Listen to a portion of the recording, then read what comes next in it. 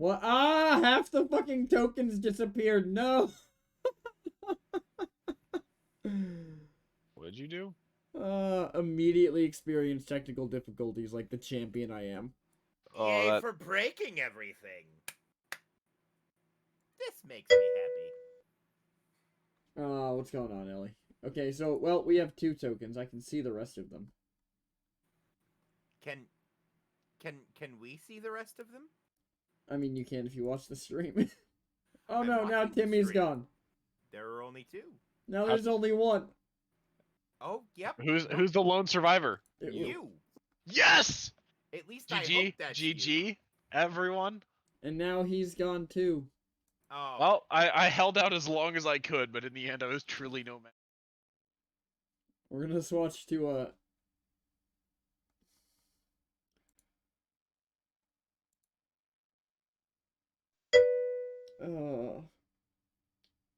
how many people are in this call? 6. Throat punch.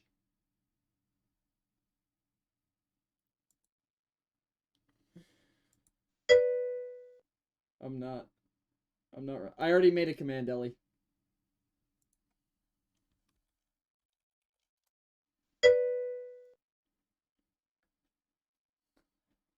Except for Timmy because I couldn't find his Twitch.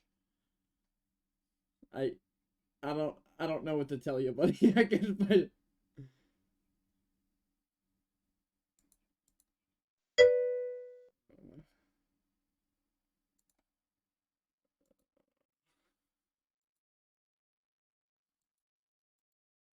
I just need your guys' reactive images to work. I don't even remember how we fixed them last time.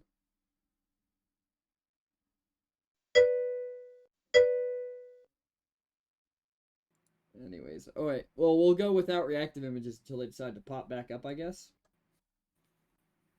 Maybe if I move them. No. You're using OBS now, right? No. Okay. You should still be able to disable and re-enable them. Also, Sky. I did that. How's That's it what going that's in what his made eyes, them Dave? disappear. Nice. What? When I disabled and re-enabled yours, Dave, it deleted Timmy's. Oh. Is it behind something? No, it's not. Because there's flashes on your screen. Yes, I can see all of your flashes that when they're supposed to be working, but it's not showing the actual images. And I can't figure out why. I need to send Sky a message. Maybe if I just click on the Discord. Oh? No? Maybe? Alright, well, we're just gonna roll without him for now. Unfortunate. Jackson, you were the lone survivor, though, for a little bit. Alright, hello everyone, I'm Perfectly Techno. Welcome to No More Light, one half of the Duality campaign. The evil half, the demented half, the half that's gonna make me want to cry. Anyways, let's meet our players. Oh god. Okay, well, first we have Dave Levels Up playing Ted the Undead. Hi, I'm Ted. Wanna have a good time? And then we have Dingo Dongo playing the Grung Barbarian Jigzog.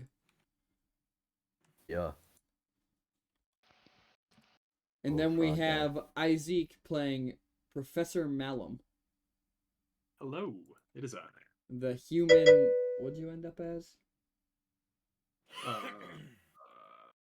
Alchemist, no. Some sort of...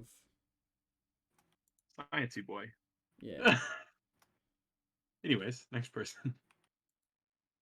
And then we have Justicar playing Ridley Monroe.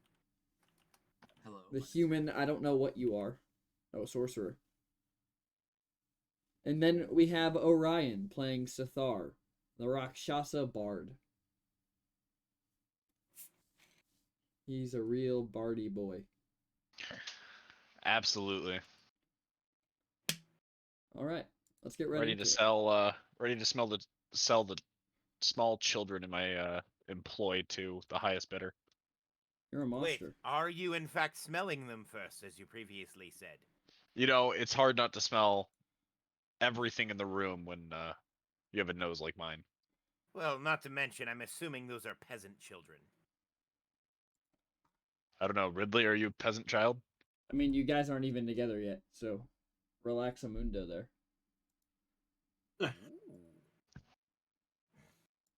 Spacey. I gotta put Ridley's dad on his chair so that I can bring in the rest of you. Alright, well, I will add the two of you who are in this scene to this scene and give you control. Am I supposed to be seeing something in Roll20, by the way? No, not yet. Okay.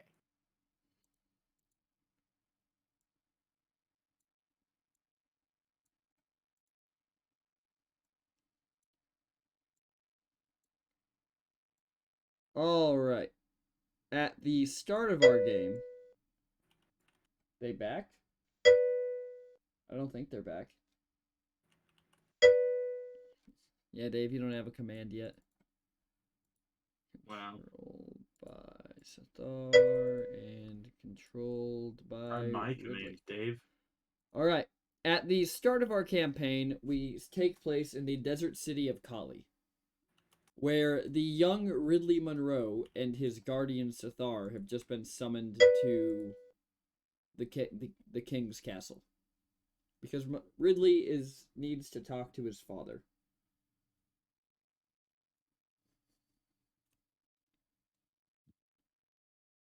Yeah, Sathar is just going to move behind Ridley and just push him forward every once in a while to make sure he's walking at a decent pace. Whenever he pushes me forward, I obviously trip, fall, get up. Is like, man, I gotta watch my step. Yes, you do. You are very clumsy. Now continue. My bad, my bad.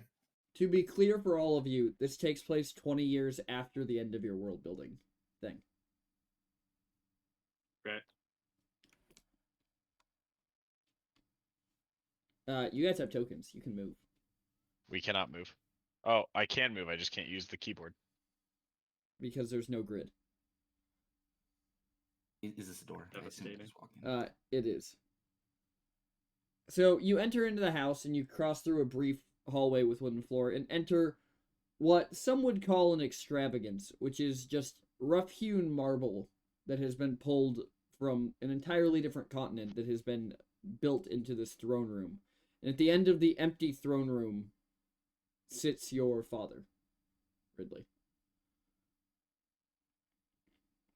I'm still gonna push you as you're walking up. Ridley is slowly walking up, so Yeah, makes no, sense he's that he would push me. yeah, he's just continuously making sure you're walking at a decent pace. The Faster. very first time you push him, Sathar, you watch these suits of armor on the walls step forward and draw their swords 4 inches before the king holds his hand up and they return to their place. He is not gonna flinch and continue to push the small child around. Ridley, when he gets to an appropriate distance, he'll get down on his knees and go, "Yes, father." Sathar is going to just walk up and lean against the wall.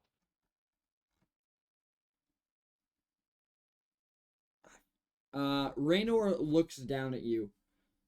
And Timmy, are you looking at him or is your head down too? Head down. So Sathar, you see as Ridley takes a knee and leaves his head down, the king holds a hand up to his temple and just rubs it like this is giving him a headache. And then Raynor looks at you, Ridley, and says, "Rise."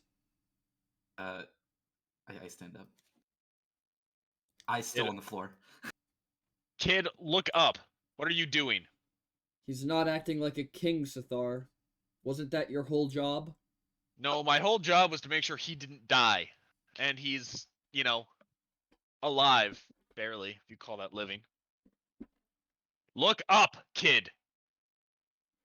Or I will make sure that you, can walk with at least one bone sticking through your shin. I don't think that's how that works. And Then look up. He slowly looks up at that Raynor. Raynor looks down at you, Ridley, and says, "How old are you now?" 13. I just turned it. 13. Oh, well, I suppose you're old enough to go on a quest. Ooh, a quest? Sethar's eyes are gonna go wide, and he's gonna look and say, "A quest?" What can I say, Sethar? Nobody said your job was going to be easy forever. He's gonna take a deep breath and go, "Easier than this." Ridley pulls out a notebook and starts just scribbling something down. A quest. Son, we have a quest from mine and Sethar's mutual friend. Sethar is eyes are going to perk up at that. And he's gonna actively seem to be paying closer attention. It would appear that in all that has gone on in the last few years, in the terrorist attacks and the invasions, that our mutual friend has found a spot where he cannot see. And he would like me to send you to go investigate it.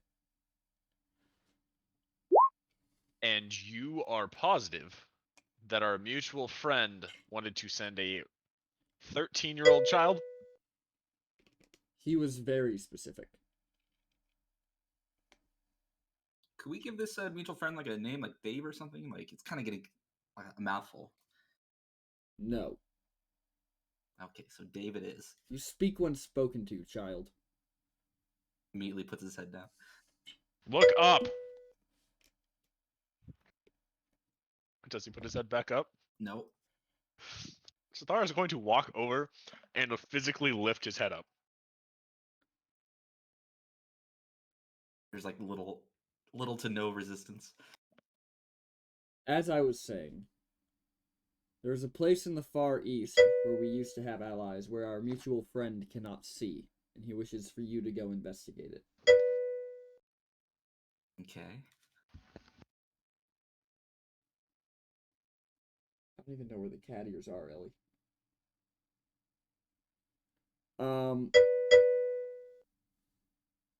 He looks at you and he goes, "You'll be provided with a map, but first you must be provided with your entourage, so to say." Ooh, You have me babysitting one kid already. You really want to give me more children? Well, yes. No. Yes. The first is somebody that our mutual friend himself has sent. And as he says this, a very gray tiefling. You're gray, aren't you, Dave? Like ash gray with like red. You know what? Describe your character as he steps out from behind the throne. Okay, let me find the description. Did you want us to describe our characters? Yeah, you guys can as well. So describe what he sees as he comes out around the throne while he looks for the description. Yeah, so Ridley is a small child, probably pretty skinny. He's wearing a mismatched armor, but in like noble clothes. And he has a sword on his back. Okay. Sethar is a large tiger. I mean, it's not really a humanoid tiger. It's more of a straight tiger that just happens to be walking upright. 6'8" and 250 pounds. He is dressed in very old clothing. Finely kept, but several hundred years out of date. And what do they see from you? Yes. So Ted, first and foremost, is a tiefling. He has green hair combed to one side, with it being brown on one side and an undercut on the other, with green running down the middle, much like my actual hair. Short horns coming off the brown.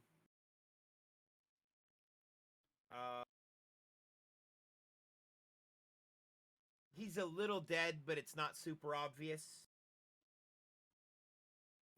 His skin is like an ash gray with subtle red highlights. And his wardrobe is very eccentric and leery. It's lots of like purples and blues with red accents. And one of his eyes is like milky white. Like he have the glaucoma. Ah, yes. Raynor looks down at you and goes, "As for what his purpose is, I have no idea, but I was told to send him with you." Who, me? Yes. What is your you name? Jester. I'm going on a trip. My name is Ted. What's yours?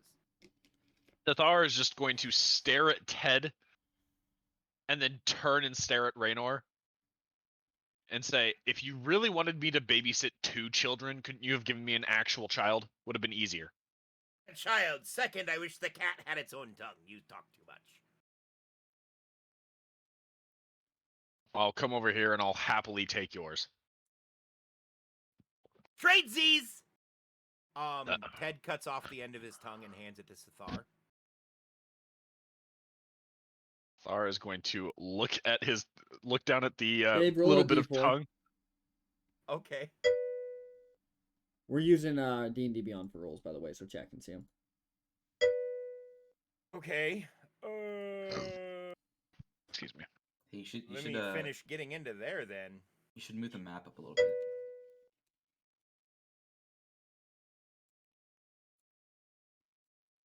Good looks, Timo. I can also zoom in on this.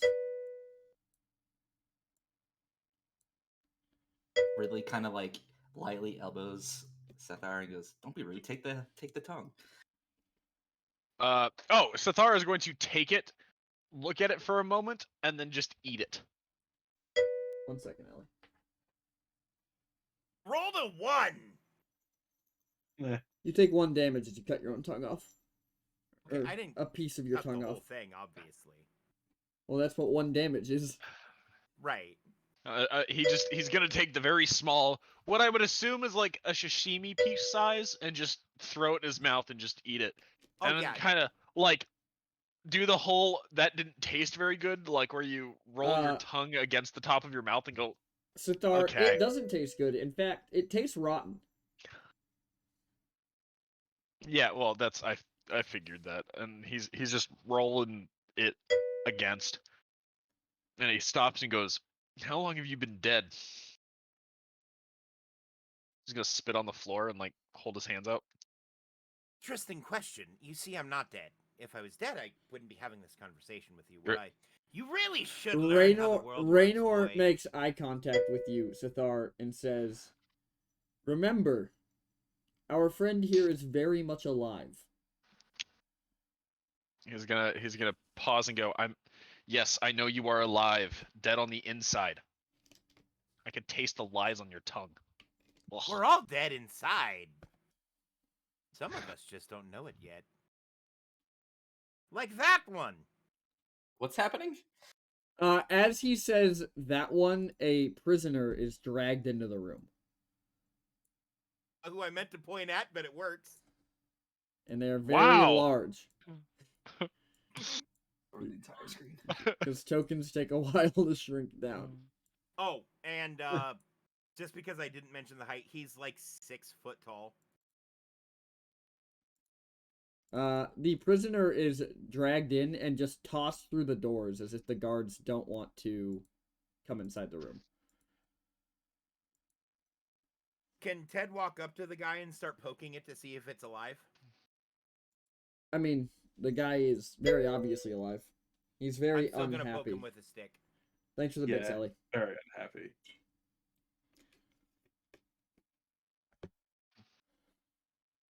Well, what is this about? You're being set to use. Grand. Yay, more friends. Can I ask what for? Well, I've decided that I would send you home. Doesn't bode well, but I'm happy to go. No, the former crater that is your home appears to be the source of all of this nonsense, and they'll need a guide. Oh, great. Well, here I am. Serve with dignity, and guess. you might even survive. Unless you don't. What is this one's name? I am Professor Malum. He's going to pause and look you over for a moment and then lean down and half-assedly attempt to whisper to Ridley and say, "Is he of the age of human that they shit themselves again?" Oh, you mean when they get older? Yes. Is he old enough? Kind of like, Isaac, give a squint. Isaac, while they're looking at you trying to figure this out, describe your character for us. Well, I'm sort of not ancient gentleman, but a little bit older. Clearly been living in the prison for, 11, maybe 15 years. So not looking amazing. But have I been returned any of my items while I was thrown in this room? Not yet, no. Okay. Then that's it. I'm just in some prison clothes, about 6 feet tall. Oh, long hair. you meant like your the little clothes? icon is- They left your clothes. Well, in that case, I have a pretty alright cloak. It's all dusty now, apparently. With like sort of gold embossed on the edges. Yeah. Basically that little icon. Right on the money. Thanks, guy. And we assume you will need some muscle as well, so we've brought another one for you. Sathar is still eagerly waiting on Ridley's response about whether or not he's going to have to change this old man's pants. Oh, I had an uncle who was about his age that we did have to change his pants a lot. I think he was executed at some point because of it. When he hears that, he's going to look up at the older man and go, "I'd be careful if I were you. One time. That's all you get." Raynor looks at Ridley when he says executed. He goes, No, Ridley, he was executed for treason, not for shitting himself. Oh.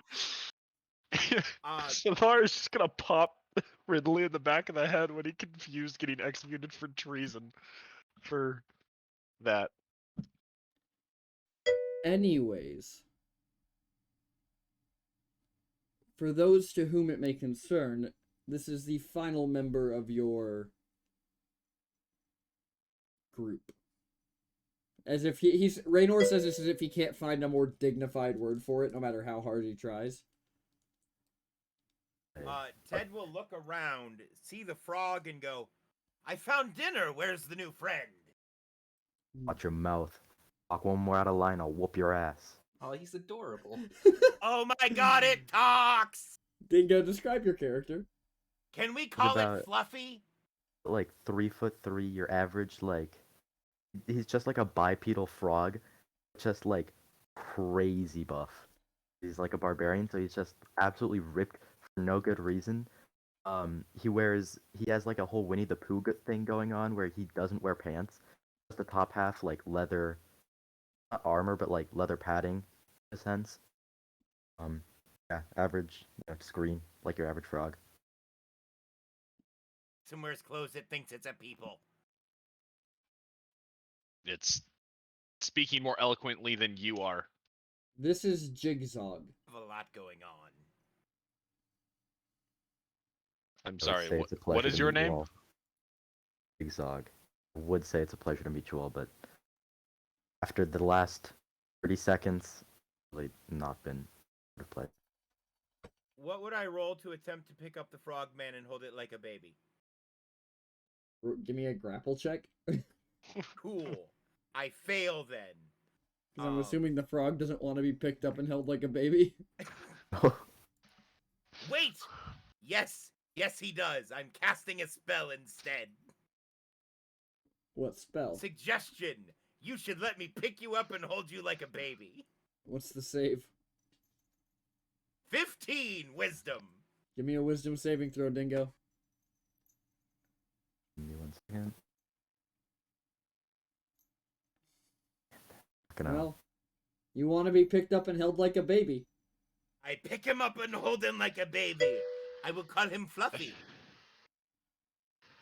When Ted does this, Sathar is just gonna turn around and go, look, if you wanted to get Ridley and I executed, there were easier ways to go about it. You don't have to pull this whole charade. Why would I execute my heir, Sathar? I don't know. You royals do weird things when you want power. Yes, well, executing my own heir isn't exactly a way to land myself an eternal throne.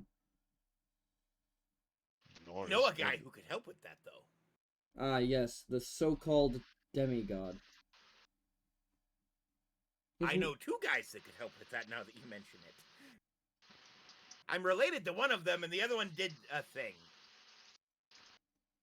Yes, well, one is nothing but a false prophet, and the other one is our mutual friend, so. Anyways. Jigsaw. Throne. Jigsaw will be your nature guide, as I don't believe many of you have spent more than 2 days outside the castle. And Sathar, I know you have a proclivity for floors. It's not that it's a proclivity, it's just I prefer if they were marble. Yes, Hey. well. Proclivity for floors. Does the cat like to drink? You under the table, absolutely. Oive. I think that would be a very interesting night for many reasons. You're on. As long as it's not you, you have a deal. As I He's was clever. as I was saying, you are all going to head east to the former home of our enemies. You all are going to Chilaxin. Wait. Isn't that where a very, very dignified man was killed? Well, I wouldn't know if you would call them dignified. I do know somebody pissed somebody off and there was a mountain dropped, though. Yes, do you remember that well? I don't remember. Yes, well, our mutual friend did say that you would have some problems in that regard. Now, if I remember correctly, it wasn't Chilaxin that was destroyed, it was Relaxin. It was actually Vibin, and you call yourself a professor. That's what I say. That's what I said. I don't know what you're talking about. Because there's Chilaxin and Vibin and Maxin. Ooh, Maxin is where all the puppies live. Ooh, dogs? Do we get to pet some dogs? No. Sathar is going Yes! to give Ridley the biggest, irritated look when he starts talking about dogs. To the land of dogs! Wait, why are we here? Because I'm sending you off on a quest. To the land of dogs? To a land near the land We're of all dogs. gonna die. Sathar is going to lean down to Ridley and ask him, semi-quietly once again, still loud enough for everyone in the room to hear. Over under, who's the first one to die? It better I'm not guessing be the my professor. son, Sathar. No, of course. Why would I ask him to bet on if he's gonna die? I could win that bet easily if he bet on himself. Or No, You'd yeah, lose but- that one. Though. As No. you do, the king raises an eyebrow, and the statues on the sides of the room step out and draw their swords halfway again. yes, but why would I do that? Oh my god, there are so many toys here. I get way more out of him being alive than I would whatever pop rocks he has in his pocket. Yes, well. Obviously, you cannot travel through a war zone under your real name, Ridley, so you will have to assume one. Assume a name. You should be Ted. It's the best name. Ugh, that's disgusting. It's the name of a peasant. Sathara is going to pat you on the head when you say that. Raynor is just going to just slightly smirk when he hears Ridley say that.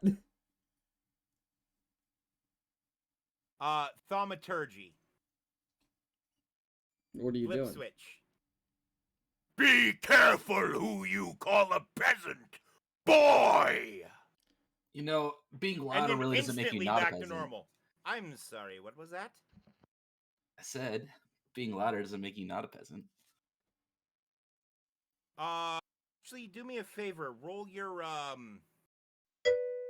What opposes intimidation? You can't use persuasive skills on other players. Fair enough. Minoru Raiders, welcome. This is No More Light, the evil half of the Duality campaign. So thank you for joining us. Minoru, thank you for the raid. We appreciate it. But Raynor is going to look at you as you get louder, Ted. And he's just going to say, you really don't have to raise your voice. I really have no idea what you're talking about. Yes, they did say that you had some mental inequities in your life before. Yeah, we're all gonna die. You may die. But that is probably a price I'm willing to pay. Anyways, what exactly are we looking for? I don't know. So you want us to go hop in a hole and hang out in a different country for what, 3 days and come back? I was Can't wait. thinking more like several months. You want us to travel over there? So what? It's a long way to travel for a few days. Depends how you travel. Well, If you skip, you'll probably get there faster than Depends walking. on what you consider a day. Well, Sathar, let me put it this way. As this is a quest, you will be traveling without any support from the crown of the city. Very well. Whatever you decide to do, you must do it yourselves. guess walk it is. Yes, well, I'm assuming that will do you very well until you reach the ocean, Professor. You can walk around on ferries. I suppose you can. Well played. The guards re-enter the room and they walk up in front of Professor Malum and Jigsaw, and they just dump piles of your stuff on the ground. Ah, I guess I Don't should go mess get with my it. swim trunks if there's the ocean, and really starts My walking God. away. Yeah, Sathar is just gonna grab a hand on him to stop, like, not violently jerking him, just to like stop him from walking. So Yeah, he's Ridley's, like Ridley's gonna do that cartoon. thing. Yeah, Ridley's gonna do that thing where he's just walking and starts just holding him. Ridley, have you forgotten how you leave a throne room? Oh, my bad. Ridley bows. You are dismissed. Ted would like to look at Malum and put a hand on his shoulder. Sorry for poking you. I wanted to make sure you were real this time. Where are oh, this Gilligan time. and Marianne? Didn't tell you? Yeah, we're definitely all gonna die. Speak for yourself. Yes, well, take your Yeah, it nihilism seems a bit somewhat. late for you, isn't it? Sathar is going to walk up to the leader for a moment and lead in and whisper something. What are you whispering? He's whispering if he's gonna die, he's at least gonna take a few bottles of whiskey on the trip. Raynor's going to lean down to you, Sathar, smile, and go, "Good luck with that, old friend. I drank them all." He's gonna turn around and walk back and go, Ridley, how much allowance do you get? Hey, I'm sorry. I spent it all on candy. He's gonna hold his hand out in a demanding tone. He puts some candy in your hand. He's gonna take the candy and put it in his pocket. If it's alcohol you're interested in, I could probably use that candy and water to make alcohol. It's interesting as candy whiskey sounds. Yeah. Something a little more aged. Turlet hooch. What did you say? Toilet hooch. Turlet hooch. Well, no, I was thinking about it. So with shape water, you can increase water pressure. You could probably use that spell with a couple others to speed brew stuff. Yeah, but you'd have to cast all the concentration spells. You need more than one caster, but I just had a great new idea for magic breweries, so thank you, Dave. You're welcome. How do you think the breweries work in my campaign? I just assume they all light on fire when the players show up, truthfully. I mean, depends on the group, but yeah, you're not wrong. Ridley, go get your things. The rest of you, we leave in 45 minutes. Okay, and then he turns to his to Raynor and goes, "Bye, Dad," and then skips out of the throne room. I pull a compass out of my pocket and go, "When is 45 minutes?" Staring at the compass. Just sit on the floor and I'll get you when we leave. Ah, Sathar, but you cannot leave so quickly. Didn't you know you're leaving on a quest? There's to be a feast held in your honor. I am suddenly a fan of this idea. He's gonna turn around and look at Radar and go, Did you just call him Radar? Raynor? I mean, honestly, it might be in character for The code name. Sathar to call him Radar, but I mean, there's a good chance he's friendly with Raynor, but he's gonna stop and go, Ale? Potentially. Very well. When? As the sun sets over the chasm. Excellent. I will go make sure Sir Ridley is prepared and not packing his toy sword again. He's gonna say as he begins walking towards the door. Ah, but do ensure he packs the real one. Yes, yes. Ted attempts to walk outside. You can't leave the room, Ted. Why? No, like, when you walk into the open door, there's a physical barrier preventing you from leaving the room, and you cannot figure out what it is. Is it the door? No. Oh. He can't see I it. would like to turn around and ask to go to the courtyard. The king waves his hand, and the barrier in front of you, like, it doesn't make any noise or anything, but if you try to go through it again, you will successfully go through it. Cool. I start picking all the flowers in the courtyard and shoving them in my water skin. Okay. Which one is Timmy's room? Pick one that's not the big one. Perfect. You walk in, I'm packing my toy sword. He's just gonna walk over, pick up the toy sword, and then set it as high as he can up on the mirror. Ridley turns around. He's wearing floaties. He goes, "What are you doing?" Wearing floaties. Oh my god. He's just gonna reach down into his waistline and produce a dagger and just hold it against the floaty and go, "What did we talk about?" We're going on the ocean, aren't we? We need to be able to, float around. On a boat. Yeah, what if it capsizes, huh? You're not prepared. Put the floaties in the bag, or I will pop them and put them in the bag, and we'll figure out how to repair them later. Oh, so I can bring them. Not in. Take them off now and pack your real sword. Oh, yes, the negotiator.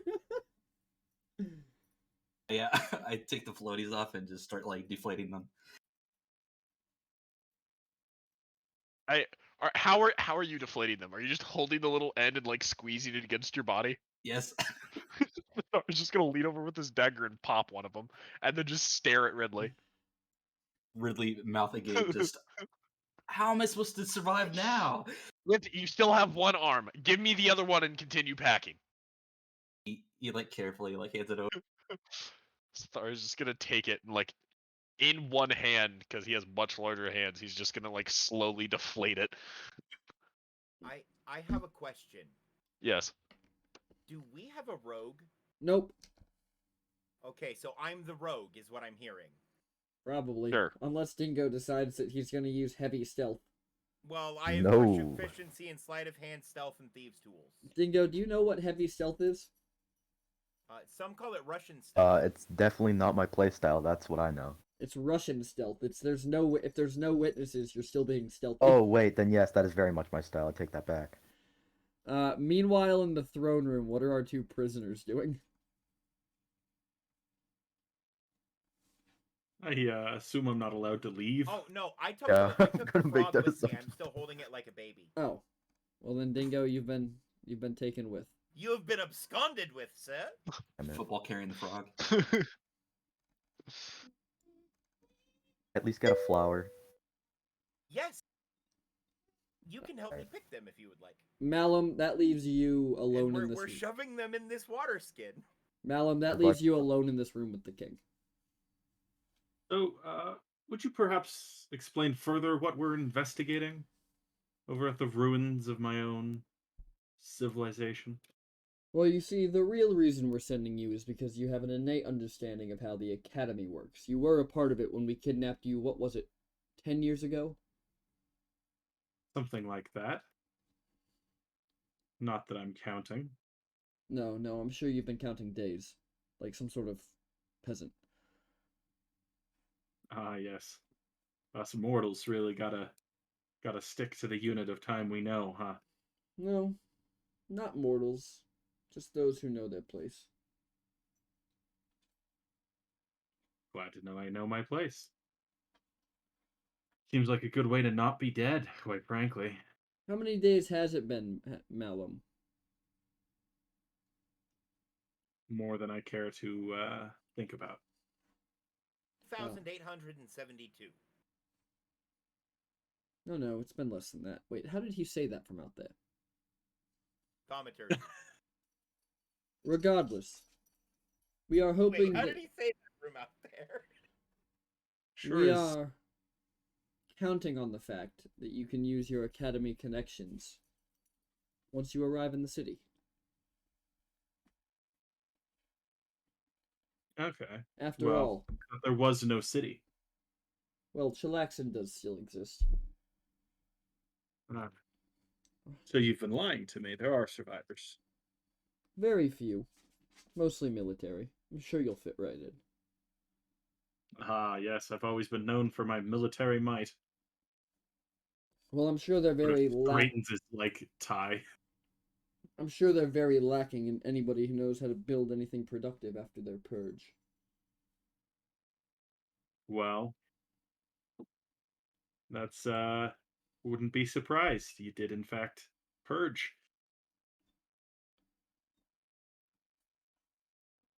Isaac, I'm gonna need So you to I check your messages real quick. I would definitely call it a genocide, though. Well, is it that if it's done by your own people? I mean, it is if it's guided by the third party. Ah, but see, we didn't guide it. Anyways, Well- obviously, you're going to try and betray them when you get to the city. Why would I do that? Well, you're vindictive, you've stabbed 3 prison guards with homemade weapons, and I don't trust you. Yeah, well, they were trying to hurt me first, so They were trying to take the water out of your cell. well, yeah, that hurts. See, I need that. It's important to me for And- survival and whatnot. Anyways, do you My- feel My brewing pastime. incentivized to not betray my son? Depends on what you mean. There's many incentives in this world, good sir. Well, suppose I should let you know then that 2 weeks ago we found your daughter.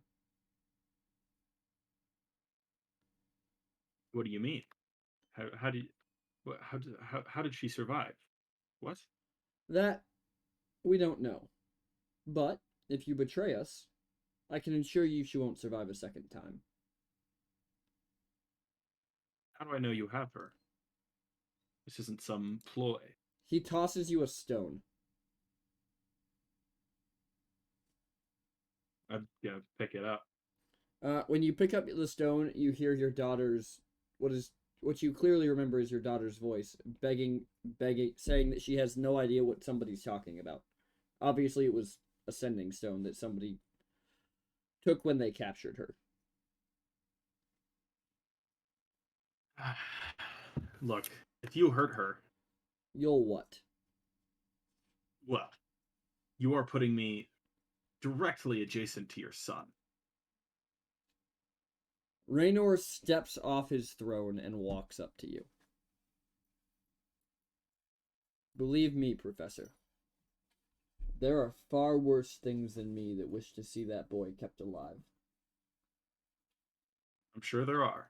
All I'm saying is that, and I've said it before and I'll say it again, I don't have a vested interest in your politics here. Ah, You and you'll mean be happy to know this isn't whatever about you want? politics. Ugh. Great. This is about discovery. Now that's curious. You've never really focused on that before, have you? Well, I've never had a nearly extinct civilization to figure out the secrets of. Ah, great. I'm glad they at least got their way in the end. Science and discovery in death. Yes, well, that was your goal as well for a while, was it not? To change the Perhaps. world through knowledge? Doesn't mean it isn't anymore, but obviously there are more pending circumstances. Of course. Professor, we do respect you and the work you've done in the last 10 years that you've been captured. So, you will find for the night a finer set of clothes and better tools in the room next to my son's. Well, I appreciate it. You can And, leave now. May the knowledge remain with you, sir. Gonna head out and sort of guess where the room is. Alright, what's going I'll- on I'll- between I'll- our I'll- frog and our little tiefling down here? Peeks into this room. Hold on. Wait, Before you're able to peek in, all you hear from the outside is Ridley, put it away. You are not bringing it. Why Nope, not? not that one.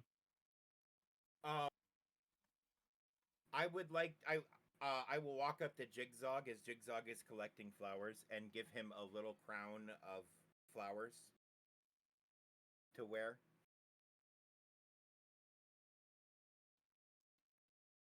I don't know if Jigzog's back yet, actually. Okay, we can wait then. Yeah. What is Ridley trying to pack now? You didn't let me bring my hoop and a stick. You didn't let me bring my ball and a cup. So let me bring this at least. No, you are not bringing a toy for small children. Why not? I am a small child, though. He's going to look down and just hold his hand out. If you're not allowing me to bring it, I'm not going to grab that sword. He is going to walk over, pick up your real sword, and then look at Ridley and go, "Are you sure?" Oh, what are you going to do? He's going to, with the flat side of the sword, whap Ridley's back.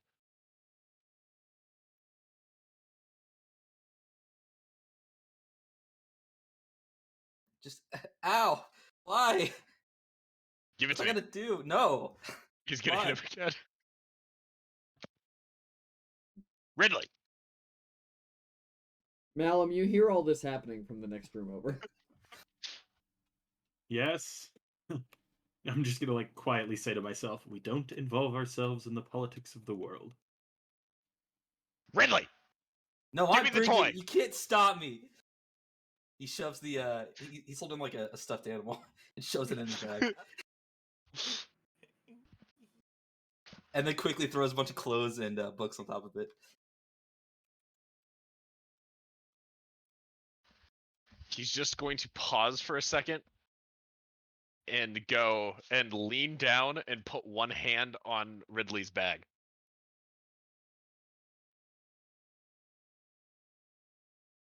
And then offer him the sword with the other hand.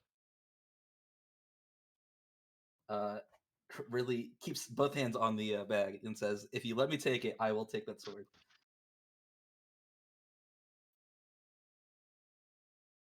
He's going to take a deep breath and go, "Fine. Bring it. You irritate me at all.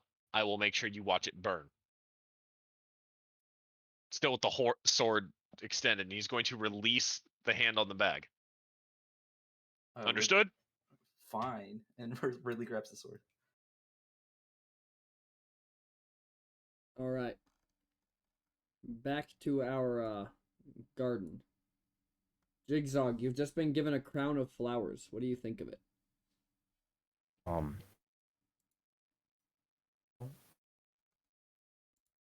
Reminds me of home. Stares off for like a good 3 seconds. And sits down. Sadly.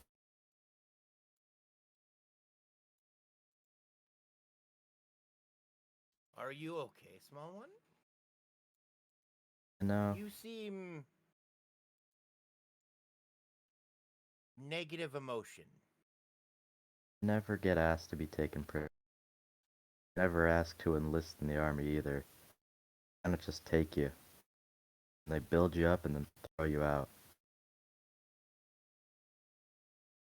Well, I won't throw you out. And if you die, I will fix you or turn you into something else. That is my promise. Thank you. Like a backpack. Then he just like goes over and gives like an awkward hug around the leg. I pat him on the back.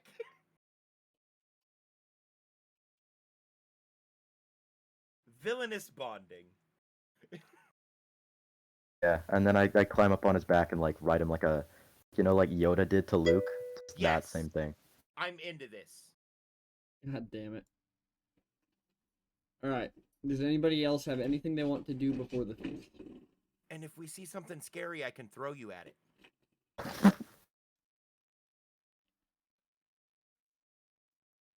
Call it the Grung Javelin. Sathar is going to go throw up the rotten tongue. As soon as Sathar leaves, I'm gonna put my second pair of floaties on my back. Excellent.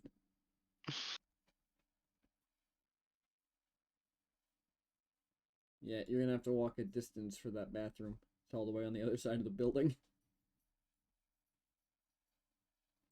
As Sothar passes the garden area, I would like to attempt to hand him a crown of flowers. He is just going to, without even making eye contact with you, just walk past. And then open a door and close it behind him. Jigzog, I need help. We need to find a plant that smells something of mint.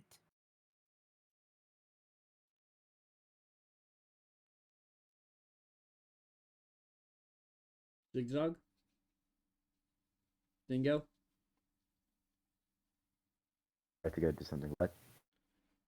Jigzog, I need assistance. We need to find a plant that smells something of mint. Okay.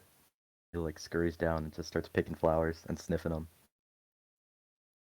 Ted will do the same. Both of you roll me a survival roll. Dave, Quote, message unquote, me evil exactly group. what you're looking for.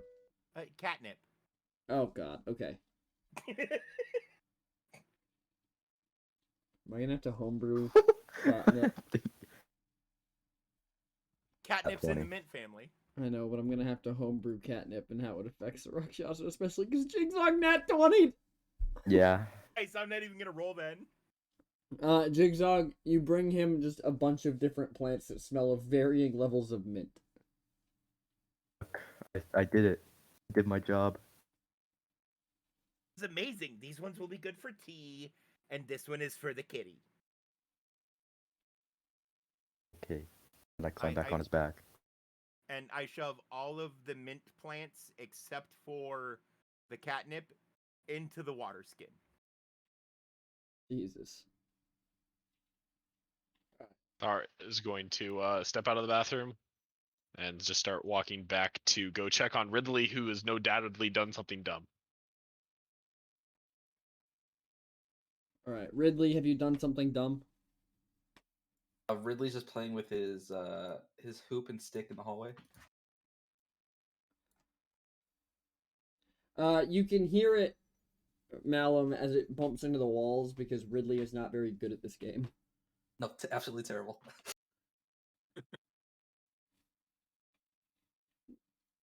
So Thar, So- you come around the corner and just see Ridley playing in the hallway instead of packing. He's going to very quietly begin walking up behind Ridley, who is no doubtedly making a lot of noise. He is, but roll me stealth anyways.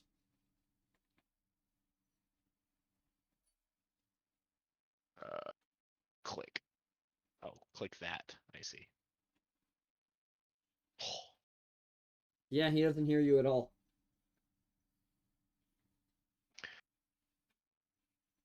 He's just gonna sneak up behind him and wait for the hoop to be within arm's reach and lean down and grab the hoop in front of Ridley. Ridley's gonna swing the stick, not seeing him, obviously, and accidentally hit him, I guess. Oh, Are you trying to not let him hit you, Sathar? Oh no, he is going to let Ridley hit him and then turn and glare at him. Cool, roll me a d4. Timmy or me? Timmy. 1 damage as the stick whacks your weird backwards hands. God, He's- I had forgotten about that, and I'm grossed out again. He's going to take the hoop and glaring at Ridley, smash it into the wall and break it. well, now I have to get another one.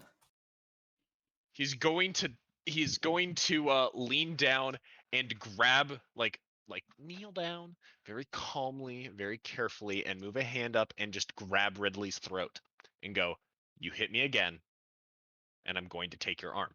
Well, you grabbed my hoop. He's just gonna squeeze. I'm going to take your arm. Understood? Do it. See what my dad thinks about it. My deal was to keep you alive, not to keep all of your body parts attached. I'm pretty sure it probably has to do with my body parts too. Want to find out? Let's start with the finger. That sounds more fun, doesn't it? Ridley holds out his finger. So Thor's going to pull out a knife. Are you holding out a specific finger, Ridley? Pinky. So Thor's going to pull out a knife and then put it against the wall. And start pressing his knife against his pinky.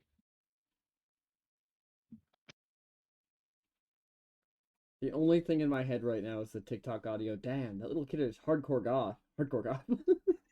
Ridley, as soon as the blade even comes close to his pinky, he starts screaming like a little bitch. Sathar, still just slowly increasing the pressure, goes, "Understand?" Do it! He is Whoa! he's gonna push and try to cut Ridley's pinky off. Roll strength.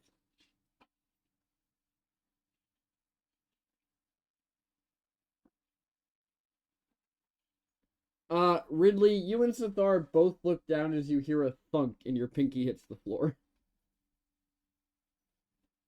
Really screams, grabs his pinky, and runs to the throne room.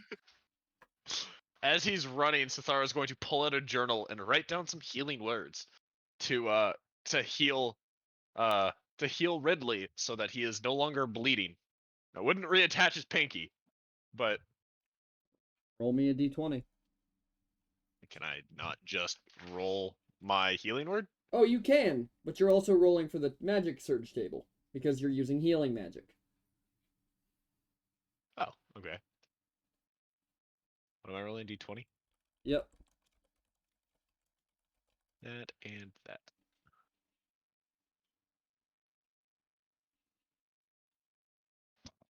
Alright, you're good. Ridley, you arrive in the throne room. Your dad is just sitting on the throne as you run in, screaming, holding your hand that is not bleeding, but is clearly missing a pinky. Holding my pinky up. He did it. He really did it. Who did what? Sithar cut off my pinky Now, why would he do that? because I hit him. Yes, and? And he threatened me and then cut off my pinky. Did you heed his threats? No. Then you've learned a very valuable lesson.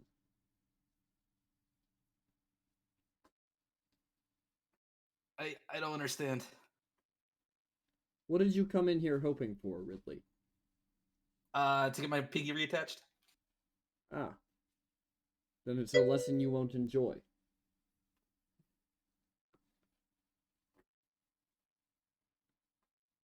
I'm sure you can learn to fight without a pinky. Okay. Ridley just confusedly walks off. When you get outside the door, I'm assuming you encounter Sithar right outside the throne room. Yeah, so Thar's just leaning against the wall.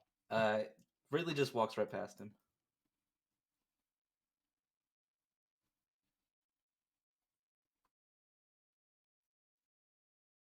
Sithar, while you're leaning against the wall, you hear Raynor say, Sithar, get in here. Gonna lean his head back and then walk into the room and go, "Yes, Your Highness."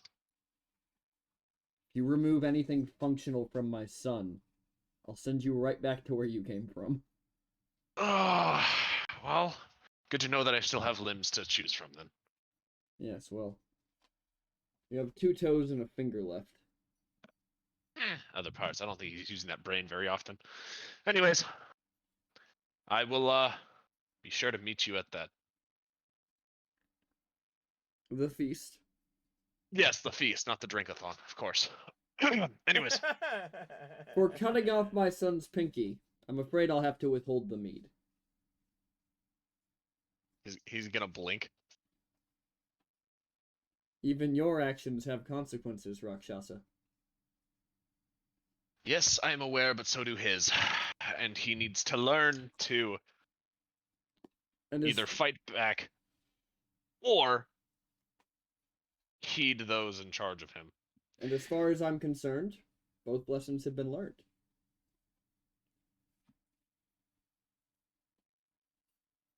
He learned to heed those in charge of him, and you learned to heed those in charge of you. We both know that you are not the coordinator of this. No. But I do have more of his backing than you do.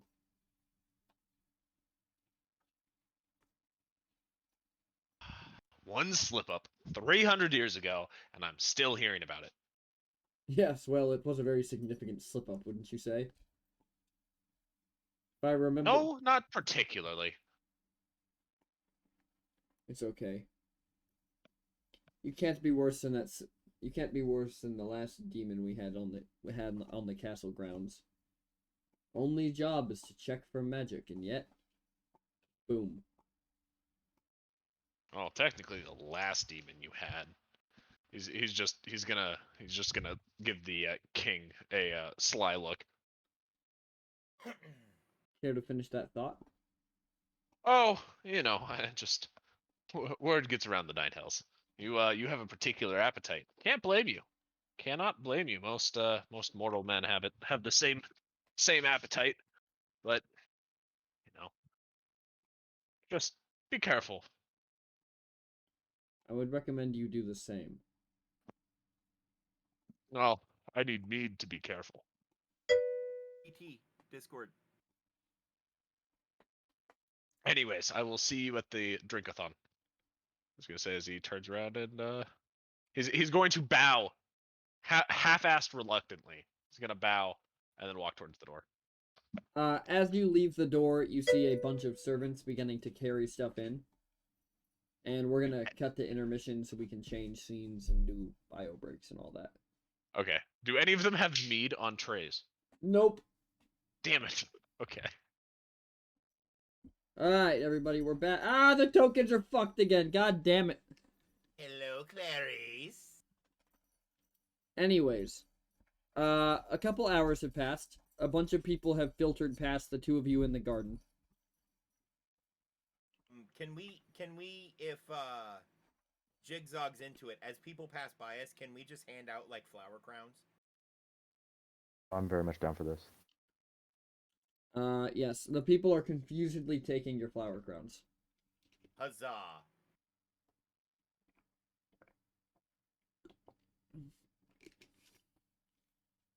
After some time, well, we'll get to you two in a minute. Malum, are you going to the feast? Yes. Malum is excited, in fact. First To good go. food he's had in years. Yeah.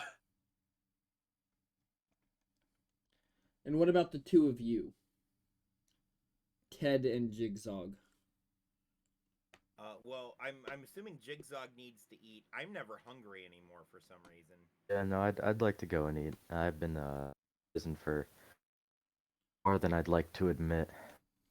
Oh well, yeah. Let's go get you food. I don't know if they have bugs, but they probably have other stuff that you would like. Yeah, I'm down. Go forth, my friend. I walk him into the dining hall and I look for a booster seat. So there are actually no chairs in the room. I put him on the table. Understandable. Across the room, you, Jigzog, you see a group of Vrung. Just like in the corner. Are they like? Can I go up to them? Like, are they within like? They aren't like stopped by anything. I can go up to them, right? Yeah, nothing's stopping you. All right. Yeah. No. Can I go up to them? Just observe. Yeah, you guys can move your tokens into the room first. Wait a Yeah. second. I'm the tank? I have the most health? What? Sorry, just had to point that out. Carry on. Do you? You have a lot of health. How much health do you have? Ted, you're in the wrong room. This is the room I go to, and I put him on a table. I don't know where I'm supposed to be. That's true. Sathar did say he'd find you before he dipped. Right, and this is the room that I knew had tables in it. Well, Malum, you're in this room by yourself.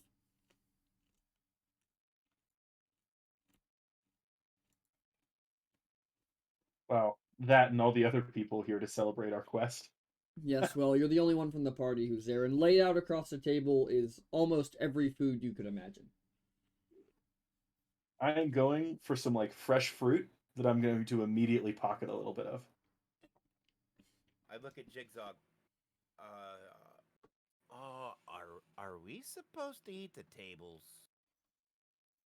I don't think we're in the right place. I'm not gonna lie, but you know, if there's food around here, like if there's a kitchen nearby, I think we Isn't that the maybe kitchen? ran. And I pointed the Jackson, door. can you check on the dogs? I hear a bunch of banging noises coming from the kitchen. You wanna Yes. no, lightly investigate kitchen? Yes. Jigzog and I are raiding the kitchen, apparently. As you guys enter the kitchen, you just see a bunch of servants like carrying in trays of food and carrying out trays of food. Oh, I just take one of the trays of food and give it to Jigzog. Does any of this look appetizing? What kind of food do we have? See. Nothing that a frog would want to eat. Not yet. Nothing good. Let me know if you see something you like. I'll grab it. Right. Jigsaw, you smell something you like, and as you turn around, you see a servant leave the room with it and begin heading towards the main hall. Alright, follow him. Follow him. Go, go, go, So go. we And I walk just out like the hop on door. his shoulder. Hold person. I need to make a save.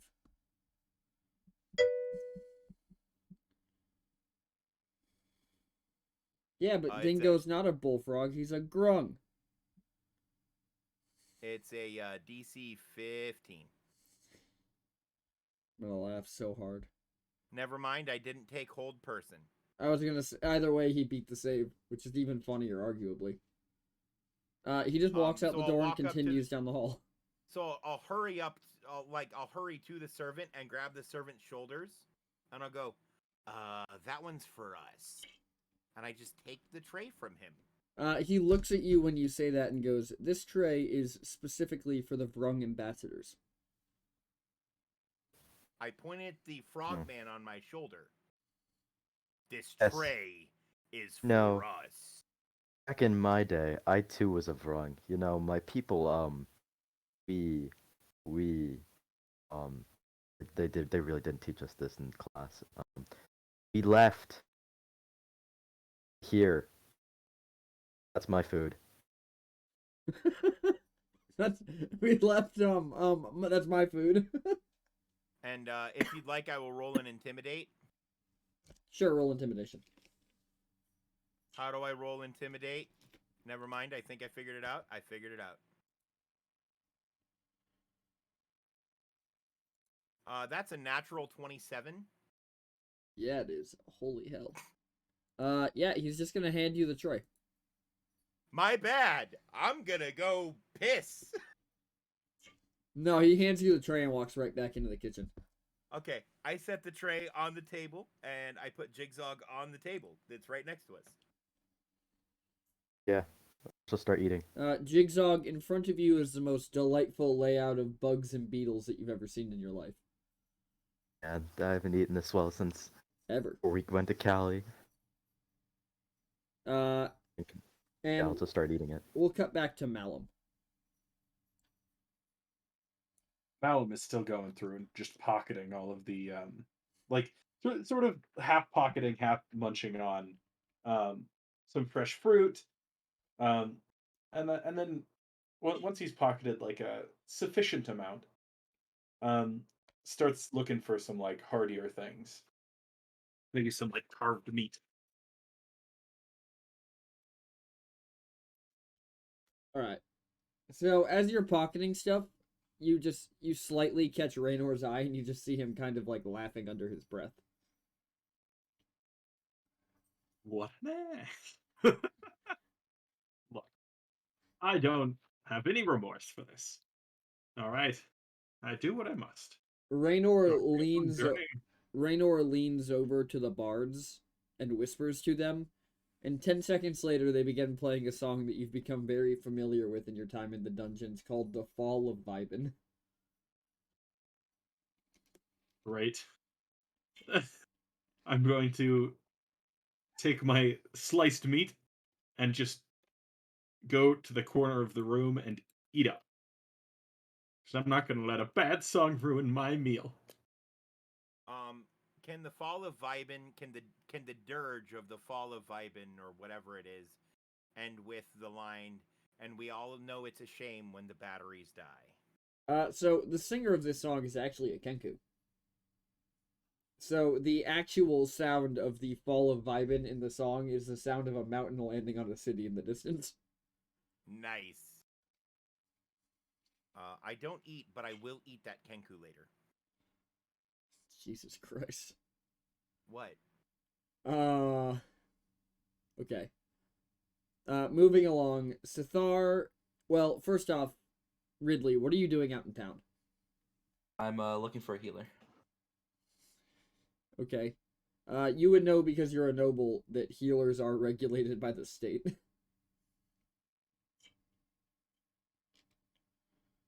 But that also means you know where their offices are, so you make your way down to the local apothecary and just walk in. Yep.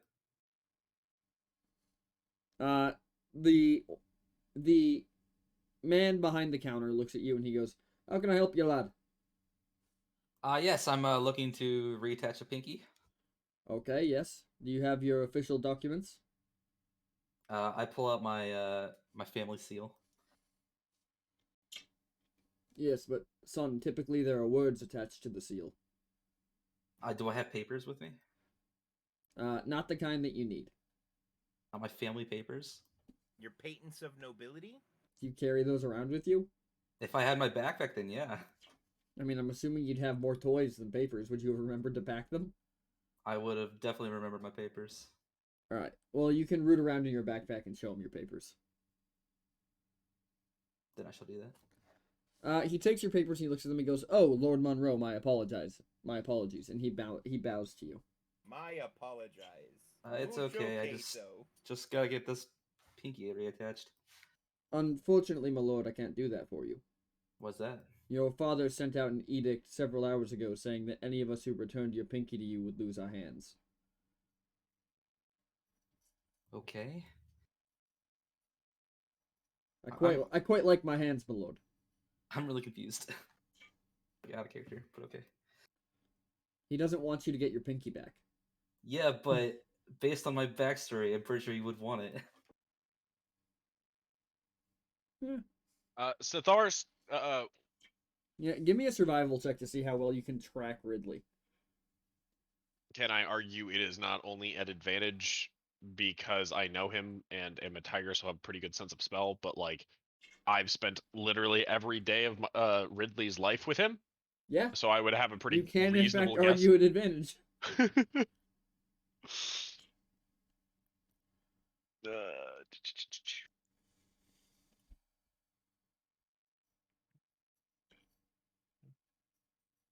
What in the world?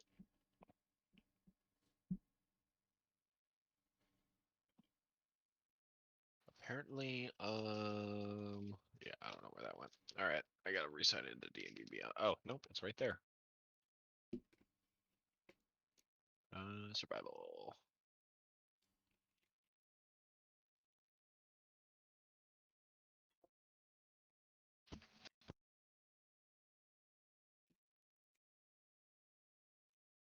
I mean, you're a ways behind him, but you can still track him. You managed to walk into the shop right as the guy tells him that he'd rather keep his hands. Zathar is going to look at the apothecary and go, "Well, I'm always willing to take your hands." Ah, Master Sestar, I don't think that'll be necessary. Yours work swimmingly, last I checked. They do.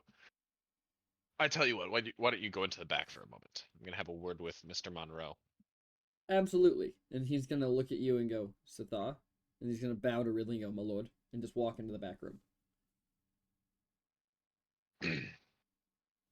Why did you run away? Getting my finger attached. What does it look like? Looks like you wandered out into the city without any protection. And? Isn't that what you want? Why would I want you dead? Well, I mean, you're cutting off fingers, so kind of what I'm expecting at this point. I don't want you dead, Ridley. Not only would that most likely land me a death sentence, which would be a pain, but he's going to take a deep breath and go, Ridley, out of all of the humans here, you are my absolute favorite so far. Like you a lot more than your father at your age. So you're gonna reattach my finger? I will help you get your finger reattached, but you need to listen from now on. I just want my finger. Back at the feast, Raynor calls out from his throne, Malum, come here. All right. Just like slowly meanders over. You haven't happened to see my son, have you? Last I heard, he was heading out to the city with the Tiger Boy. That's such a shame. Why? Well, I had it on good knowledge that there would be an assassin at this feast, and I felt that it would be best for the boy to get some practical experience before you left. But if he's out in the city, the assassin will surely find him and Sithar themselves and handle it. Oh, oof. I was worried that I was going to get assassinated. Well, obviously, if my son dies before the quest starts, I'll have to kill everyone who was associated with it. Should I go into town and find them? I would recommend it. Okay. Perhaps you can find the other two as well. Oh, great. Can't wait to be the babysitter of this mission. And sort of like just half-handedly says as he's walking away. Melon's gonna wait here. I have too many windows open. I can't watch your stream and control my character at the same time. Get more monitors. All right. Yeah, I have 4. Malum's gonna start like looking through the various rooms, see the piano, consider taking things from the piano, think better of it, and go check the next room. To the small dining room. You walk into the Right. family dining room, and you see, well, I don't quite know what Ted is doing, but you see Jigsaw just, like, neck deep in a bowl of bugs. Ted keeps picking up random bugs off like the tray and like smelling them and squishing them and making them dance and then putting them back and picking up different bugs and doing the same thing again. Well, Malum, that's what you walk in on. This is a curious sight, to be sure. You two. Oh, Skipper. If we don't... Skipper? I'm not a sailor. Yes, because you were with the Professor and Marianne and Gilligan. And the rich people. You are peculiar. Anyways, we must head out. As it turns out, the small one, the royalty, and the Tiger Man have gone to the city, and apparently there's an assassin after them. And if we don't prevent their murder, ours would be next. So we either have to get out there, prevent their murder, or watch them get murdered and flee the city. So... Or... I have another thing we could do and we could just leave. That seems bad. No, I feel like we should try to save them. But I don't know if I have enough space. Oh! Very well, we'll try it your way first. Thank you. I appreciate it. And sort of lead the group towards the door, the front door. Alright. Where is Ridley? I need to copy your face.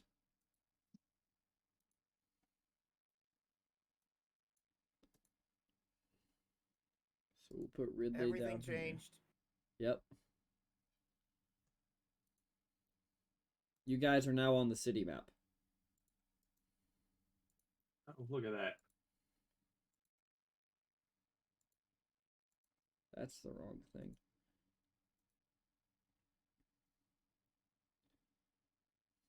Oh, I would like to point out that I am still wearing a crown of flowers, and to my knowledge, Jigsaw is as well. Yes. Your crown of flowers is starting to look wilted. Yeah, I figured. Alright. Back to Sithar and the child. Ridley. You guys are still in the apothecary. Yeah. And he's gonna look down at Ridley and go, "Look, I need you to listen to me more on not taking random things, like your toys. If you get distracted out in the field, What am I losing? you die. Could lose a lot more than a finger."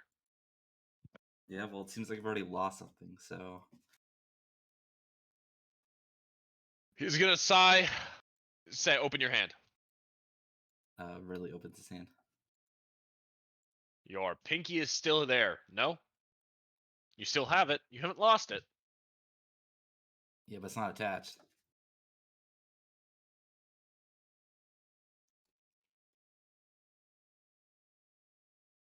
I tell you what. I will help you get it back. If you command me like a king.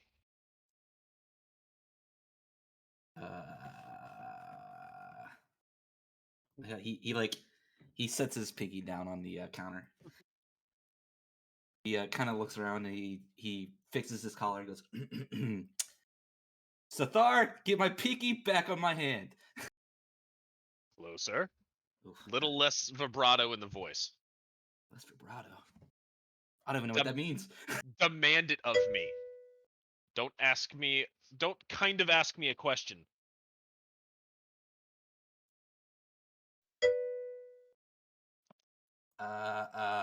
Okay.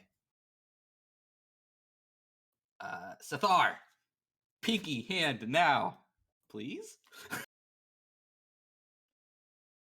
Apothecary? Yes.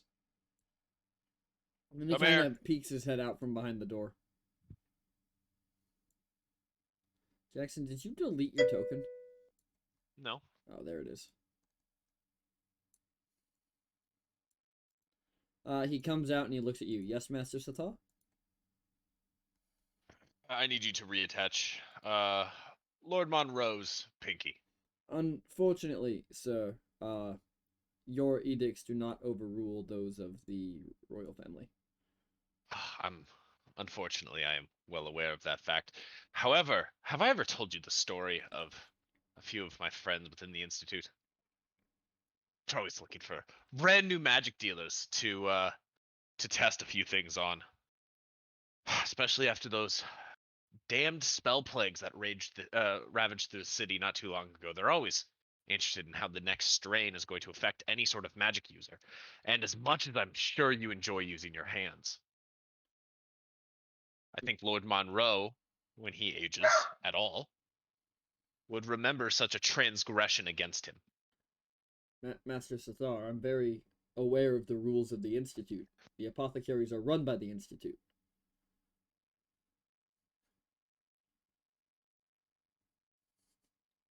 I like to walk up to the apothecary and go, would you please reattach my finger? I'd really appreciate it, and I will always remember. My lord, as I said, I can't do that. However, I might be able to point you gentlemen in the direction of somebody who can.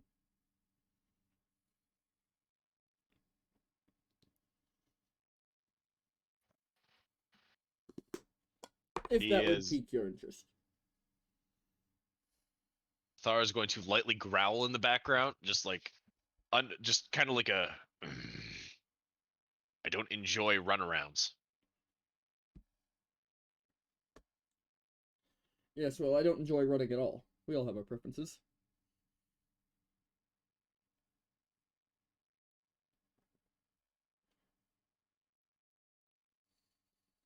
Well, you know, apparently I'm in a pinky mood today. Why don't you put your hand on the table? Why don't you make me, Rakshasa? He's gonna step forward and cast suggestion. It fails because you can't get somebody to do something that would intrinsically cause them harm. Oh, I'm not asking him to cut off his own pinky. No, but you're telling him to put his hand on the table, which you just threaten to cut off his pinky if he does it. Yes, but the one action, it's the suggestion is inherently, it's do something that would inherently hurt them. Putting his hand on it, it would still require my action to hurt them. Like if he's holding a dagger, I could still ask him to hand me the dagger, even if I'm planning on stabbing him with the dagger. Yeah, but then by that same argument, you could tell someone to walk off a cliff. No, No, you no, couldn't. he's right. No, The because spell's that is wording inherently wording dangerous. says he's right. Okay, I'll roll the save. As soon as you go for the pinky, though, it's gonna be a contested dex check. Also, while you're rolling that save, I would like to point out that because of my relentless nature racial feature. I know the distance and direction that they are in, as they are directly related to the task put before me. But they aren't. This quest What? is, but they aren't.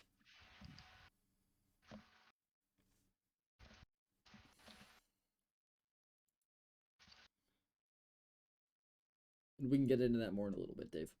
But does a 19 pass? Oh yeah. Yeah, he just looks at you and says no. And then he's gonna say, perhaps you should leave, and cast suggestion on you. Okay. What's his Six- wisdom? 14 is the save. Damn dumb stat. Oh, it beats. That was close. Alright, you're good. You took a half step back like you were going to leave before you realized what had just happened. What is the name of the place? The Rusty Knife. It's an inn closer to the river. How apropos. Yes, well, the man I'm sending you to isn't exactly known for subtlety.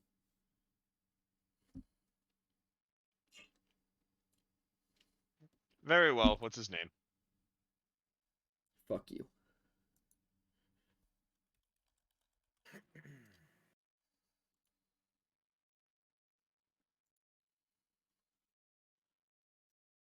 Harlan Brandt.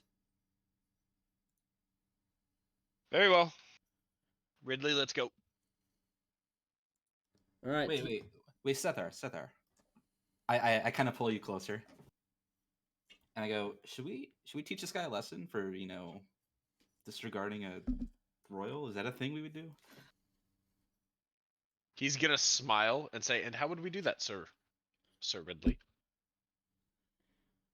I don't know.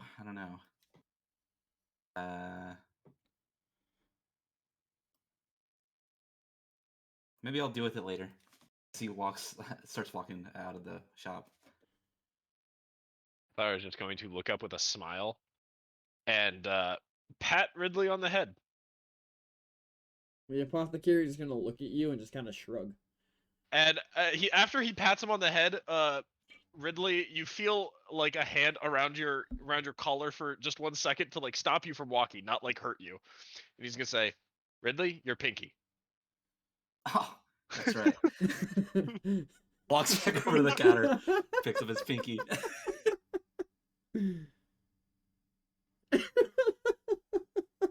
Picks up his pinky and goes, "Good day."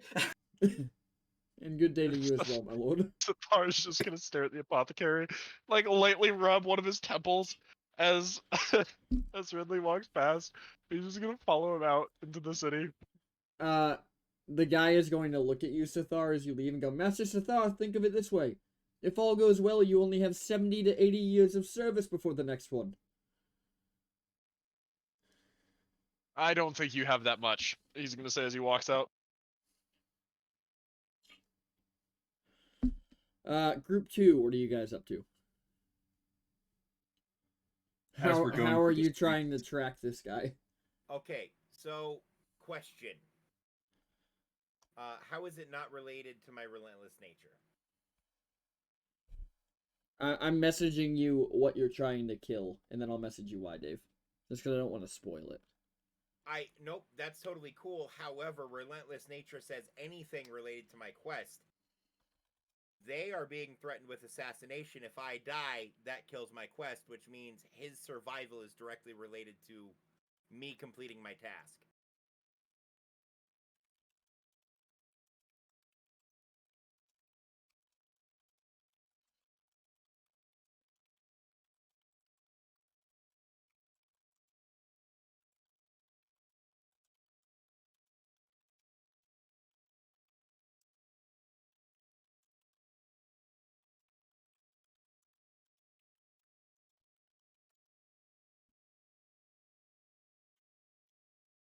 Did that make sense, Dave?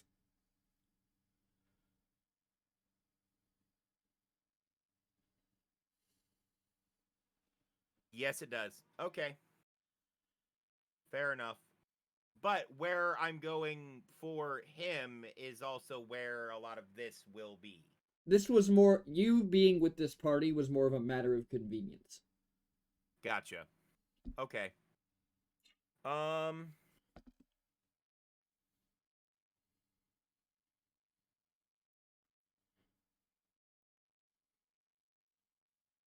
I am asking around for anyone who's seen a fucking tiger walking around the city.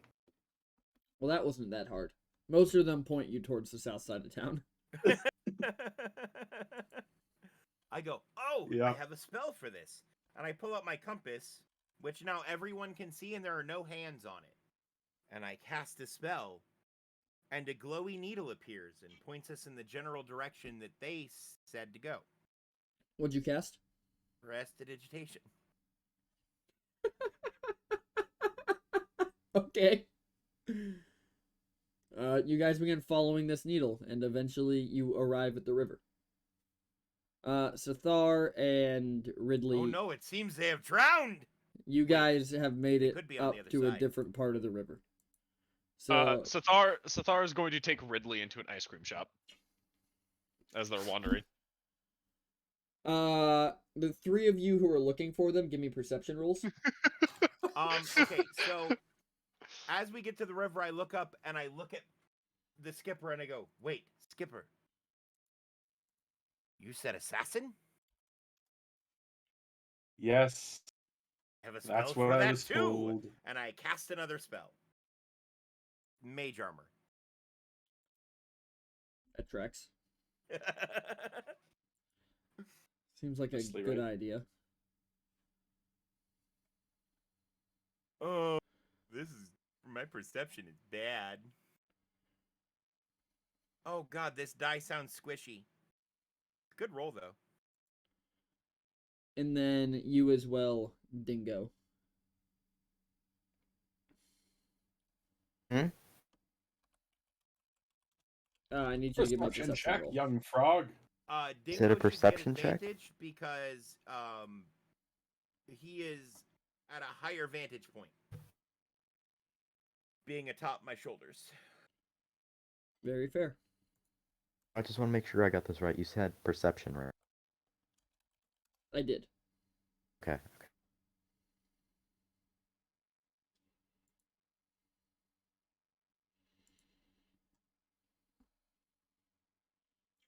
Oh god. You guys are doing great. Rolled a Better 4 and a yes. five. I rolled an 18. Well, Ted, you see them go into the ice cream shop. Oh, it's the cat and the child. We need to get the Oh. cat in a hat.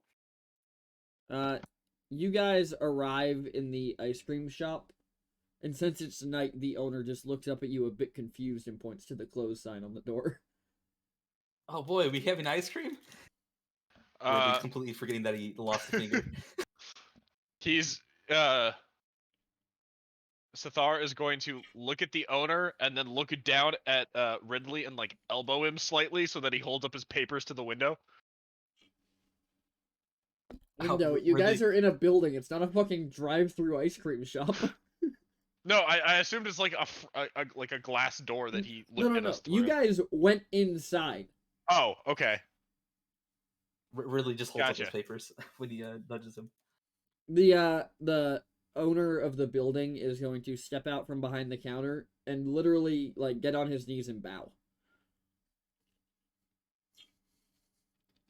Yes, can we get an ice cream cone for him and some shaved ice for me? Yes, of course. What flavor? Double scoop chocolate, please. My lord, I'll make it a triple scoop just for you. It's my lucky night. The ice cream guy like frantically makes this triple scoop of ice cream and hands it to Ridley. After I see the big cat, do I see anywhere that would have alcohol nearby? Yeah, they went into an ice cream shop that's right next to a bar. Cool. So when the people I was with go talk to them, probably just Malum, Me and Jigzog are gonna go into the bar and try to steal like a pony keg of alcohol. Okay. As you approach the bar, you see that it is the name of the bar is the Rusty Knife. Okay. And then you guys head in, and the bar is very empty. I walk up to the bartender. Okay. Yeah, I'm here to do a pickup for the delivery that you wanted done. I'm the delivery boy.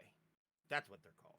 Delivery I wanted done. I'm not sure I Yeah, follow. you there was a small keg that you wanted delivered to the palace? I don't believe so. I think I At least sent all that's that the message yesterday. the palace got, charm person. I mean, look, if it's easier, I can try to go talk to the king, Passive but that save. could cause do what? Passive save. Okay. But continue anyways. But that's a whole thing. I could get in trouble. You could get in trouble. Is there a way we can work this out? Deception check and persuasion check. Just give me Don't they persuasion. get noted? Like, don't they know Persuasion if you try at to use charm person disadvantage. on them? Because they do know if you try to do charm person on them. And he rolled a nat 20, so he definitely knows you tried to do charm person on him. Okay. Okay, but tell me a servant of the king trying to do a pickup for someone who looks confused and had that ability wouldn't just be like, let's make this easy. I'm not disagreeing with you. I'm just telling you, you gotta roll it. Just roll it anyways. Oh, yeah. Because now this guy's just angry at you. Oh, he can be angry if he wants.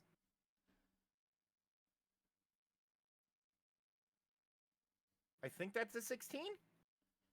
I am waiting for it to load on my end. I am too, but I can't read that number. That's an 11, so that's a 4, not a 9. Fabulous. Alright. And then roll the other one. The deception? No, I told you to roll persuasion at disadvantage. Oh.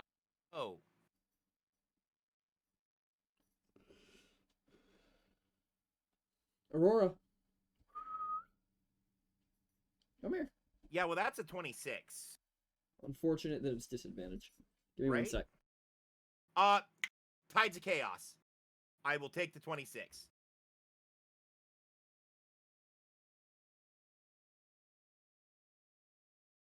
What does Tides of Chaos do? Lets me change a roll, basically. Give me a second, I'll read it to you. Once per long rest, you can gain advantage on one attack roll, ability check, or saving throw.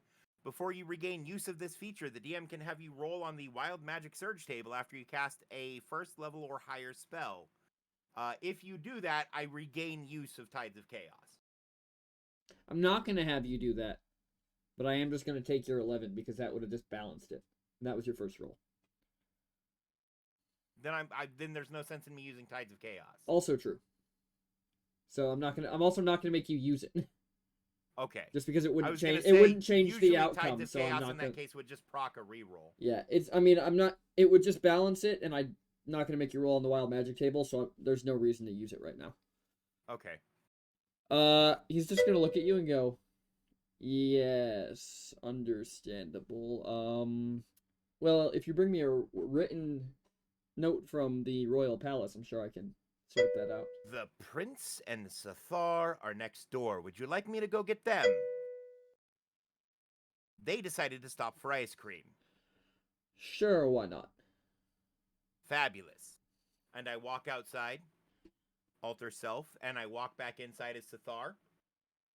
Well, hold on. Sathar and Ridley were just grabbing ice cream and then going directly next door. Would they? Oh, wait. So would they, as I would say they they're walk right next in? door, you guys walk in behind me? I mean- Yeah, that would be what happens. Yes. Ridley has this very large cone of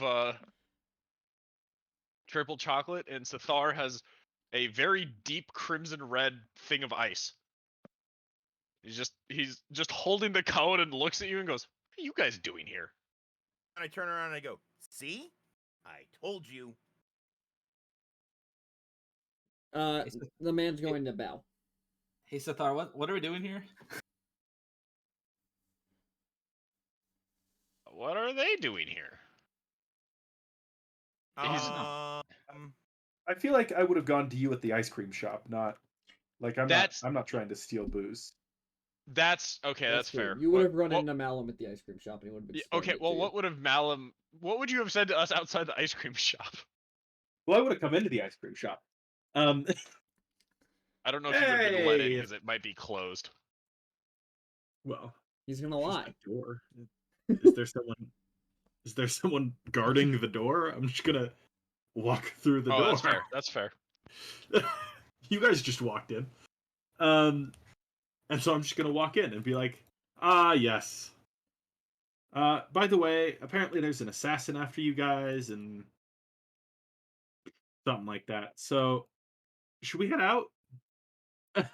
Uh, when you say that, Sathara's gonna hold up a hand and just give me a minute. He's gonna go, no, a little bit more ice, please. The Thank you. man's going Is he- to rapidly shave more ice into the cup. And he's just gonna take it and then pull out a small water flask and pour a very deep red crimson liquid over the ice and then start licking it and go, sorry, what? The king said something about an assassin coming here to kill the little one. Was gonna try to kill him at the dinner, but you guys weren't there, so probably out here now. All I know is I get killed if you guys die, so I would really prefer if we all didn't die. Enough. Where are the other? I sort of look behind me. Oh shit! Where'd they go? Why are you guys like this? All right, He's just let's gonna- retrace our steps. Sathara's just gonna continue to lick his ice cream or his shaved ice. Or Ridley's just I assume- blindly following Sathar at this point, licking his ice cream. Walks out into the street, looks around, sees a bar, alcohol. He's in there. Guaranteed. Sathara's gonna look at the name of it and go, "Huh, we were going in there," and then we'd saunter in. All right. When they saunter in, message to Sathar, the spell. There's an assassin, and I'm getting you booze. Play along. Yeah, I can respond, can't I? Yes.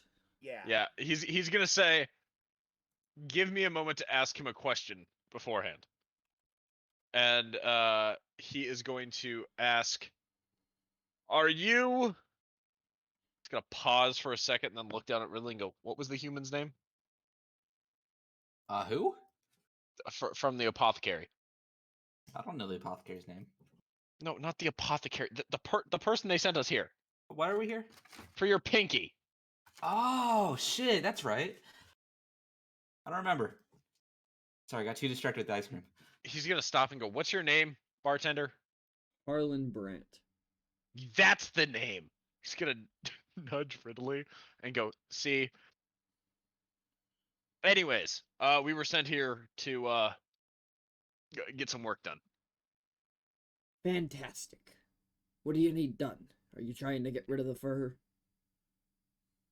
Yeah, are you trying to get rid of the fur? I think it looks good on you, to be honest. That's what happens when you play with it too much. He's gonna stop for a second and just lower his eyes looking at the bartender and say, "I think my hair, maybe actually. What do you think? Well, I A little think, off the top?" I think a friar's cut would do you nicely.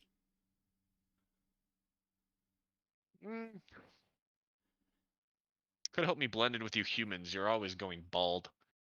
Yes, well, it's also a bright spotlight up at the gods, telling them to go fuck themselves. Wow. Seen it, don't want to see it again.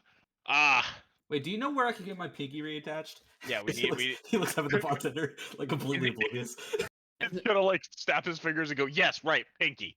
So, this bartender is wearing a full green suit And as you ask that, he opens up one side of it, and there's just scalpels and needles and scissors and like stitching, and he goes, "I can do it. How do you feel about electricity?" Will I get my finger reattached? Professor Malum perks up. Ah, this should be good. Well, you see, when I was still at the Institute, I was something of a bodybuilder. You worked out a lot? What was your rank? Oh, I never got to the point where I needed ranks. They found me in the morgue one too many times, stitching together bodies. So you weren't a part of the institute, you were just in it? I was a bodybuilder. He was a perv. Ridley? I will have you know, I was not. Actually, there's a good chance of that too. But Ridley, that's not what he meant. But yes, I specialize in non-magically reattaching and fixing ailments of all kinds. Would any of you He like a says that, and third I arm? Stick out my tongue and mend it. I already have a third arm. I don't need a fourth. Ah, I- yes, but one that would actually impress women. He's gonna stop for a moment and go, you know, grabbing apples is already pretty fun. Let's get his arm reattached and He's missing an arm? Just the pinky. Just the Pinky, yes, Pinky. He's gonna say this while staring at a cask, and like just gonna start spacing it and go, and one of those casks, and then we'll be out of your hair, and the prince will owe you a favor. Oh, a favor, you say? And my prince, is that a deal that you agree to? If my pinky's functioning, then yeah. I'm sure he figure something out. Splendid, splendid. Well, come over here. Let me see it. He just slaps the pinky down on the bar and puts his hand out. The When he hand, agrees to the the deal, hand is well, boy. He puts his hand out too. when Sathar sees that he agrees, he's going He to. didn't agree yet. Oh, I'm very careful with his wording to you. yeah. Well, when he walks over, Sathar is still gonna walk over and start looking at Which cast Dave, he what- wants? No. Well, he's gonna start looking at Dave's character to like come over and start inspecting the casks. I walk over there.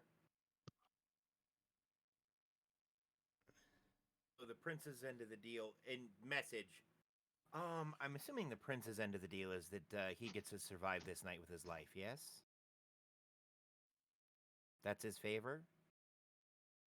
He saw the prince God. in a less than complete state. Before Sithar can say anything, the guy goes, "I agree to the deal. I will fix your hand." Anyways, he looks at like the little bit of a stump of your pinky that's left, Timmy, and goes, "It's always better to start fresh," and just pulls a cleaver out of nowhere and chops the rest of the stump off.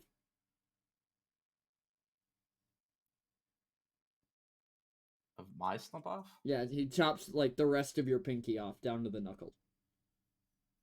Oh, that's where Sathar cut it. Yeah, there's a little bit. He wanted to start fresh. Okay. What do you do when he does that?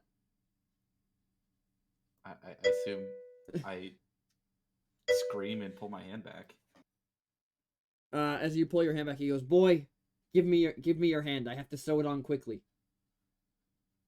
He puts his hand back out. The man grabs your hand and a pinky and slams them down and begins sawing them on, laughing giddily. Is anybody watching this? Professor Malum is just entranced. Has a book out, taking notes. If you're watching this, roll a perception check. I'm rolling a perception check. I thought you were inspecting casks. Well, I don't know what Sathar wants. I'm kind of trying to pay attention to the prince too, because I want to see if I can get something out of this. Fair. Sathar is just like opening random like the casks and grabbing a glass and just trying different casks to see what they taste like. And then Timmy, I'm assuming you're watching this as well. Yeah. Timmy, you can have advantage because it's your hand. You can have advantage. It's your hand. God. Yeah, Ridley, you realize as he makes like the fourth stitch that he's sewing the finger on Rakshasa style. Yeah, I think. I assumed he was putting on the wrong hand or the wrong pinky or whatever. He's just putting it on upside down. He Ridley puts his hand out and he goes, "You better fix this correctly like a normal human." He goes, "Oh yes, my apology." Grabs it and just twists it 180 degrees, ripping all 4 stitches he just did. I assume it hurts. Oh yeah, a lot. I'm gonna accidentally cast.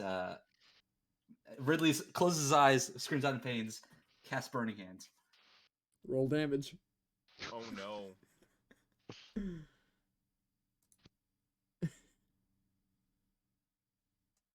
Yeah, this man is dead. I was also gonna say his pinky was not attached. So is it a part of it? You just fried your own pinky, Timmy. I mean, he could have also just cauterized it back on his hand on accident. I would like to cast Mending to see if it will help. I think I like it. I think I like it better if it just burns it. Fries his own pinky. Give me a d20 roll, Dave. Who, me? Yeah. You're casting a healing spell. Mending is not a healing spell. Oh, you're right. It fixes armor. Oh, and you constructs. bastard! I can use it You to fix bastard of a myself. dead thing. Yeah, basically. No, it doesn't connect his finger back to his hand. Damn it. But I was gonna say it'll work on me. I doubt it'll work on him though. yeah, this man is just a flaming skeleton in a green suit now, leaning up against the wall. Ridley kind of looks up and goes, "What the fuck just happened?" I say, I claim the bones! And I put him out and start measuring the bones. And taking some and putting them in my backpack. Thor is going to turn around with a full glass and just kind of sniff the air and go, "Who's cooking?" And turn around and go, "Damn it!" And he's just gonna Doesn't mean the finish booze his are free? drink. He's just gonna finish his drink and then pour him another glass and go, Ridley. Really super confused, goes, "What?" He's gonna walk over, just take a look at the pinky, and then hand it to the professor, and say, "Is this still functional for humans? I don't know your anatomy that well." No. Definitely not. I assume I don't need to make a medicine check to know that the No, crushed pinky You is don't. not. It is like burnt bones connected by everything else. No, this is useless. There might be a thing I Make a can do good with fertilizer, though. it. May I see it, Ridley? And I stick my hand out. Ridley just kind of staring at the burning corpse, confused.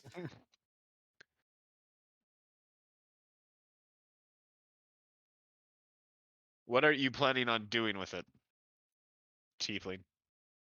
You're a tiefling, right? Yes, Yes. I That's what I plan thought. on returning use to it. On him. For a manner of speaking, yes.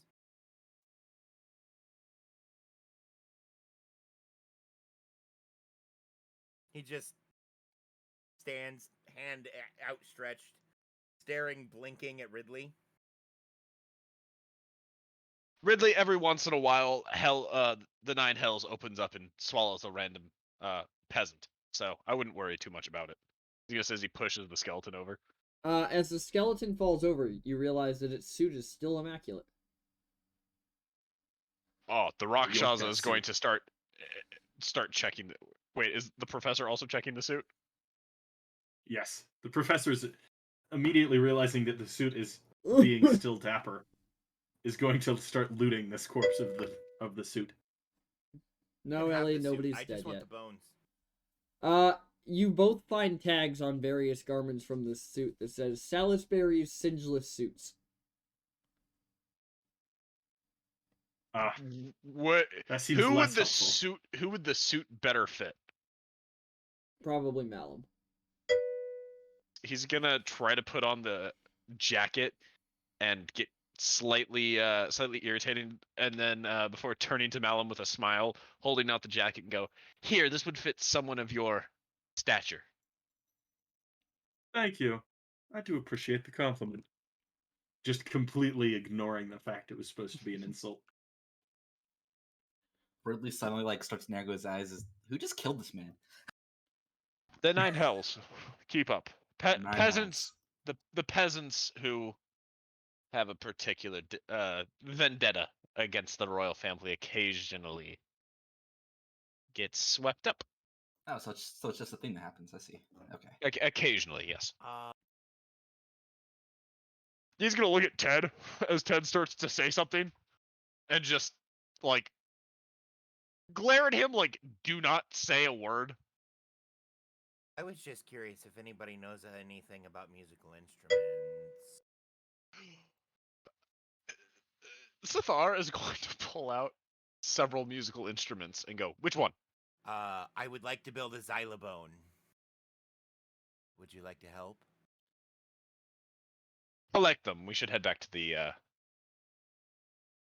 Malum, as you finish putting on the suit, you now have a Salisbury Singeless suit, which is a unique piece of clothing that doesn't burn because it has an enchantment on it where flames pass right through it. Ridley kind of looks at his ice cream cone, which I assume is melted at this point. It is very melted at this point. Looks super depressed that his ice cream's melted, and just drops his hand and goes, "Yeah, let's go back, I guess." Can I cast mending on the ice cream cone? I'll allow it. I mend the ice cream cone and hand it back to Ridley. Ridley gets super excited again. I do like the Doctor Strange like time zone thing where I hold the cone and I twist my hand and it's just like ice cream cone again and I It just shove it in. unmelts. Half of What? it comes off. It just unmelts, like half of it comes off of Ridley's lap.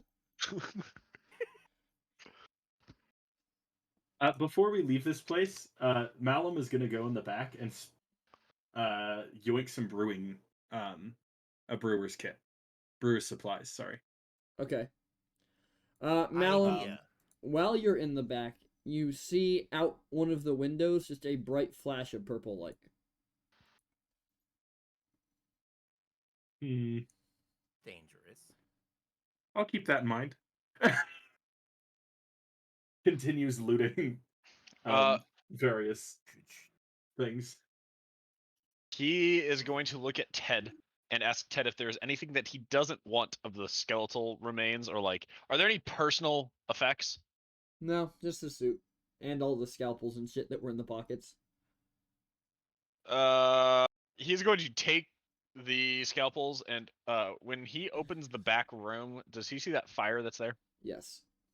Yeah, he's just gonna walk back and toss in all of the scalpels, and then ask Malum if there's any piece of the clothing that he doesn't want.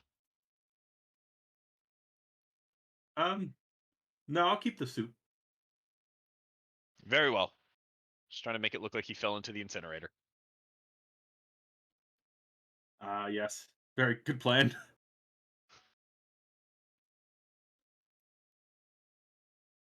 Anyways. All right. As you guys are talking near the back room, you hear like scrabbling outside the window, like something scratching against the wood of the walls. Should we head out? Front door. He's gonna say as he takes a Uh, step out. I'm Into the assuming main that room? the person at the front door would probably be Dingo at this point, because Malum should actually be back there. As far as I know, Jigsaw is still on Ted's shoulders. I've been just chilling on his shoulder, like taking a nap, basically. All right. So then it's you, Ridley. Give me a perception check.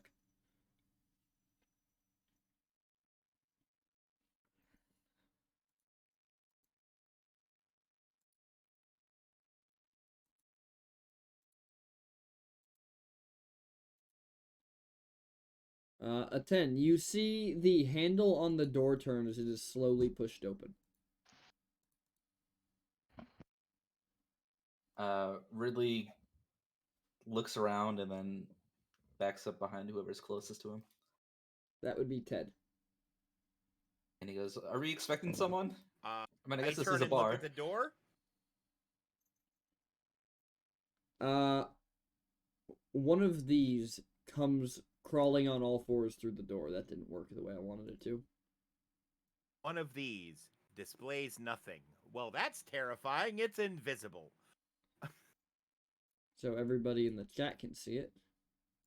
One of these. Ooh. That's a demon. Interesting. Waiting to see. Would I in character know what that is? Yeah, you would know that was a spine devil for sure. I can roll an Arcana. What are the chances that I know what it is? Also being demonic in origin. Like I speak Abyssal. 14 or higher, and I'll give it to you. Okay. Ridley immediately pulls out a sword. His toy one or his real one? His real one. No, he doesn't have his toy sword. Remember, I put it up on top of the mirror. Oh yeah. Well, I'm assuming he stole it when he was, cleaning the place out to run away. I definitely brought it with me. Yeah, you know what this is. I look at Seether. That's not right. Sethra? Sethar? The Thar. Sethar?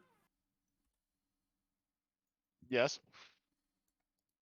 Probably not good. He's going to turn an infernal. Go, brother. What are you doing? What we were summoned to do. You guys are never good at elaborating by any means. What were you summoned to do? Kill the boy. By who? The king himself. Ridley responds in Infernal. Well, that's not good. Ted says in Abyssal, "Can we speak in a language everybody understands?" Jackson, how are you out please?" back? What? That is not a door. This isn't a door? That is, but I don't know how you're out back. I didn't say I went out back. Your token's like- out back.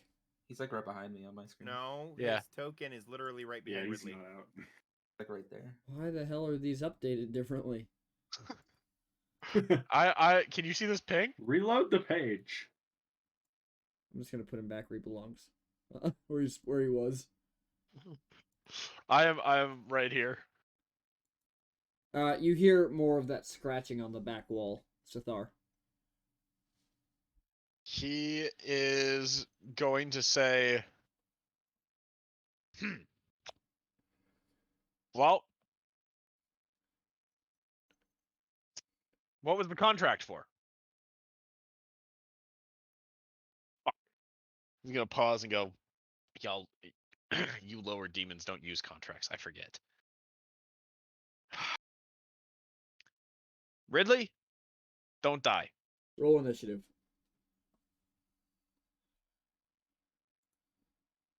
Gotta love that -1 initiative. Perfect. Yay, I already used mage armor. My action economy is correct. Shit, I rolled a 1 for initiative. I did not roll better. Oh yeah, I did. Holy shit. Okay. Let me get this fancy schmancy stat block over here. Let's see what bonuses these guys get.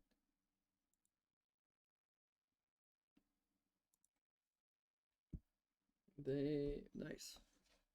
You guys can input your values for combat. Look at that, I can. How do I do that? Oh, you double click and then.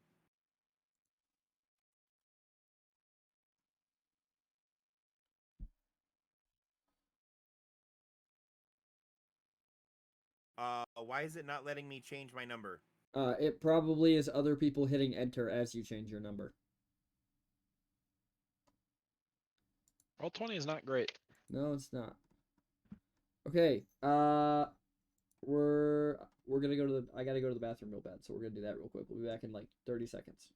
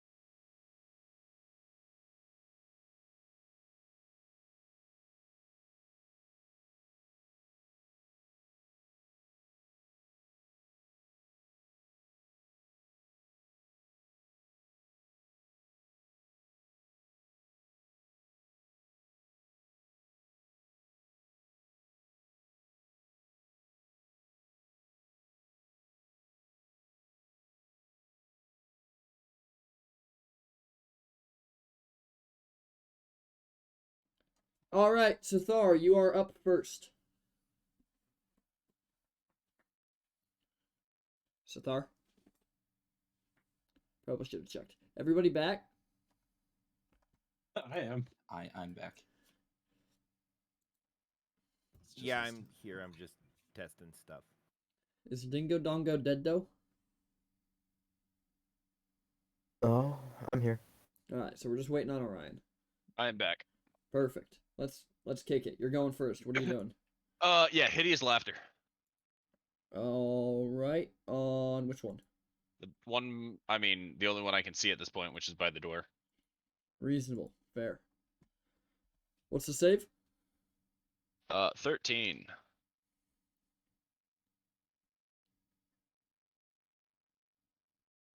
All right. So, what is that? A wisdom save? Yep. The devil in the door just falls over and begins cackling maniacally. Awesome. As Sathar casts a spell.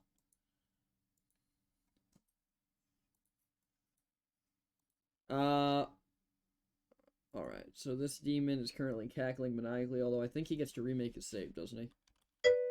At the end of its turn. Yeah, but it can't Specifically. do anything during its turn. Nope, it is considered incapacitated. Yep. So at the end of its turn, it will pass the save. The other one is going to come through the back door and go straight for you, Sathar. Okay. Alright, what do we got? One with its bite and one with its fork. Cool. What is your... Oh, okay, well, it crit failed. No more turns for it. Roll damage on a melee attack. Okay. Just a flat strength check generally. Or no, that's 1d4. My bad. I was thinking to hit. Thanks for the host, Dragon Kun. Wow, nobody has done very well on melee attacks. No, what'd you end up with? 1. You also... Oh, okay. Yeah, you just bat this demon in the face and do 1 damage to it.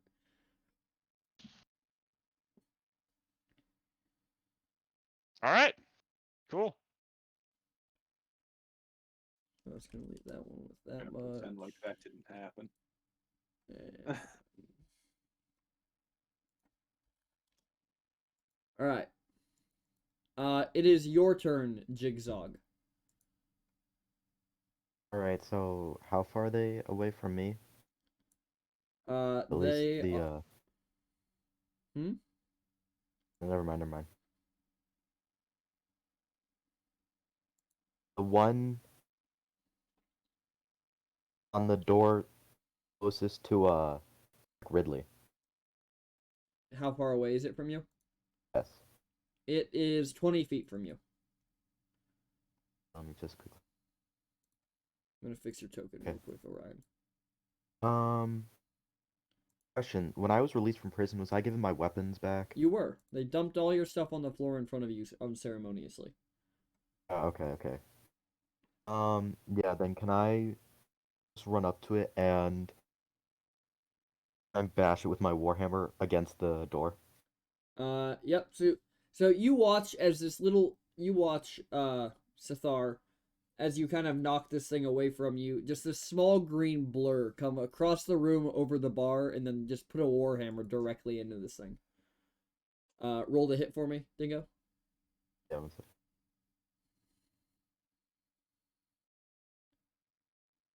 That will not hit. So you watch as this small blur runs across the room, swings the hammer, and the hammer goes over this thing's head and directly into the door behind it. And then it is Malice's turn. Malum is going to Oh yeah.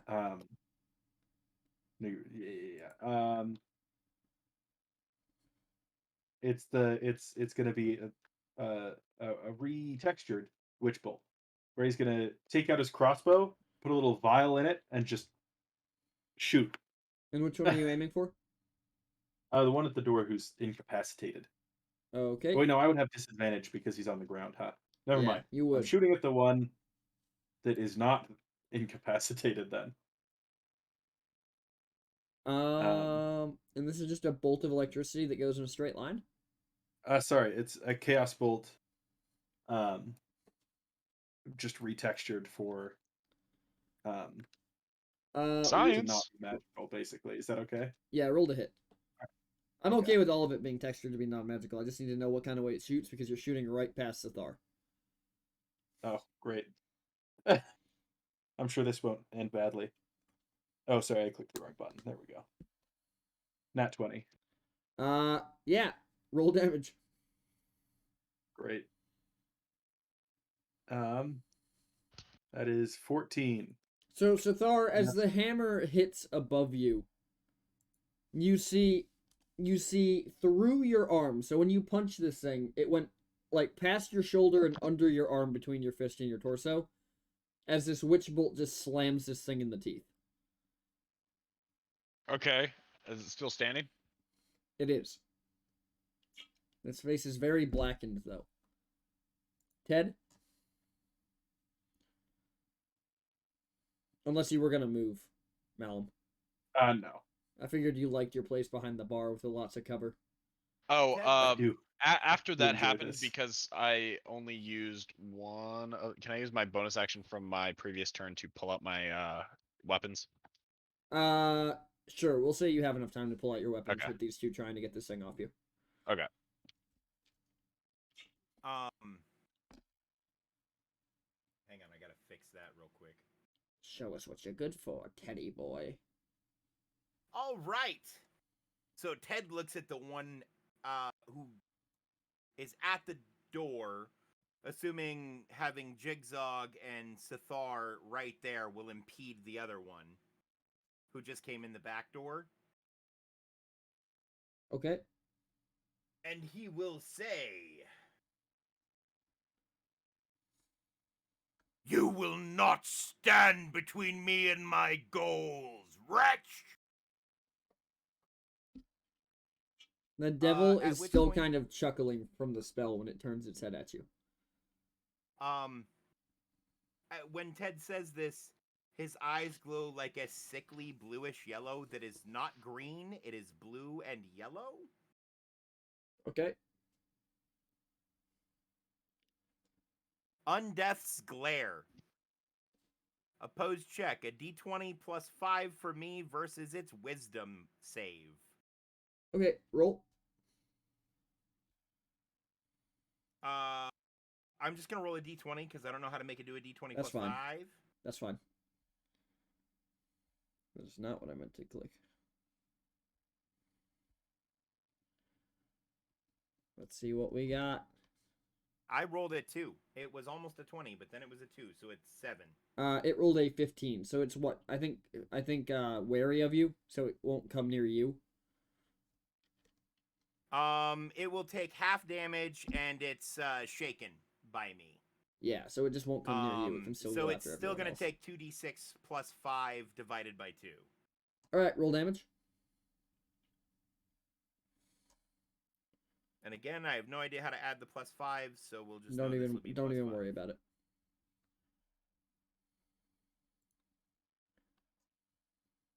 So half of 9 is 4. Yep. So as you use this ability, you see its eyes mimic yours.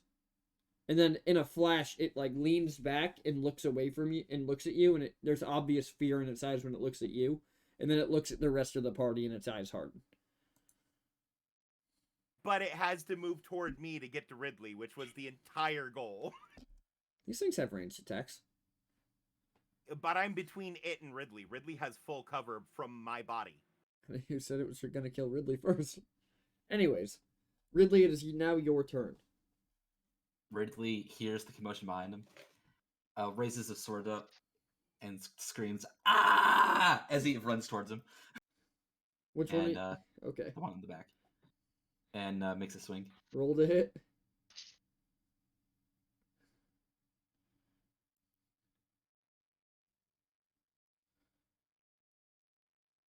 see what he got.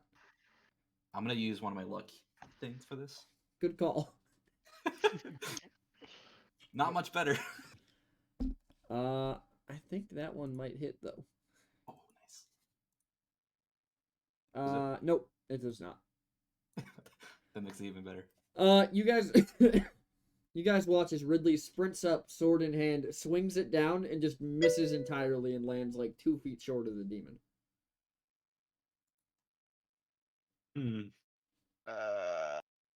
Don't know what I was expecting, but I think that checks out. And Sathar, it is back to you. Yeah, with his 2 daggers, with his 2 weapons, he's going to make an attack. They do have the 2 weapon fighting action for combat, so I have to use that as my bonus action. But I can make an attack. All right, show me your attacks. I think you make your Show second me one what at you disadvantage, got. don't you? No, I do not. The second one, so the downside to it without the weapon Or in is it combat. you don't add proficiency? So without 2 weapon fighting, I don't get to add the damage bonus to the original attack, but with it I do. So there's no downside to it as long as I have that 2 weapon fighting.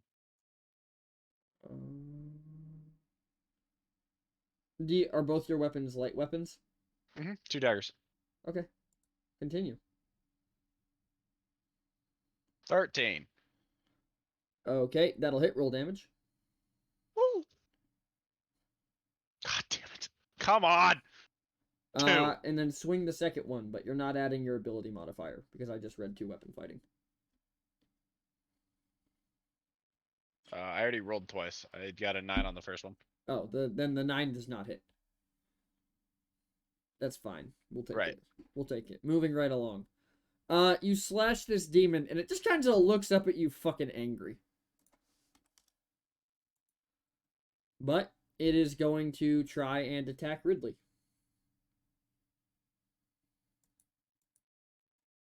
And it is going to, first and foremost, try to bite you, Ridley. What is your armor class? 13. So it is going to hit you. He's gonna flinch and cast shield. Okay, what does that add to your AC? 5. Yeah, okay, that blocks the first attack. And then I think it goes for your entire turn, doesn't it? Yes. Alright, we'll see if the second one hits. You said you had a 13? Yeah, it's Before? no. 18? It's now 18. Yeah. Second one hits. And I'd like to use lucky. Can you use lucky on other people's Yeah. rolls? You can use lucky on any d20 roll, basically. Or when an attack roll is made against you, I could roll a d20. Oh, you roll a d20 and replace it. I roll a d20, and then you still add whatever to it. But Okay, roll your d20. I'll take that one. You're good. It misses both of its attacks against you. And the other one is going to shoot tail spikes at the good old professor. So Not this very nice. this One at thing. the door. Yep. So not the guy who's closer to it. No. It's afraid of Okay. you. That's that's super fair. Why would it try to piss you off?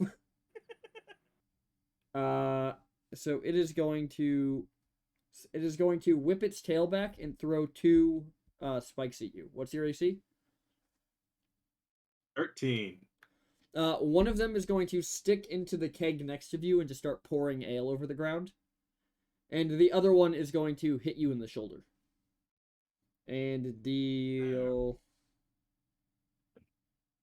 5 damage to you. 5 piercing damage. Ouch. What the heck? And then it is guys? going to hiss at you all and duck back outside the door. I'm on it. Jigsaw. Yes, I'm gonna try and dislodge my warhammer and then. Your Jump off warhammer the hit door. the door. It didn't go through the door. Okay. Am I on the ground or am I still like? No, you can swing again. Okay, yeah, then I'd like to swing again. Roll to hit. Oh, Yeah, that'll hit. Roll damage. question.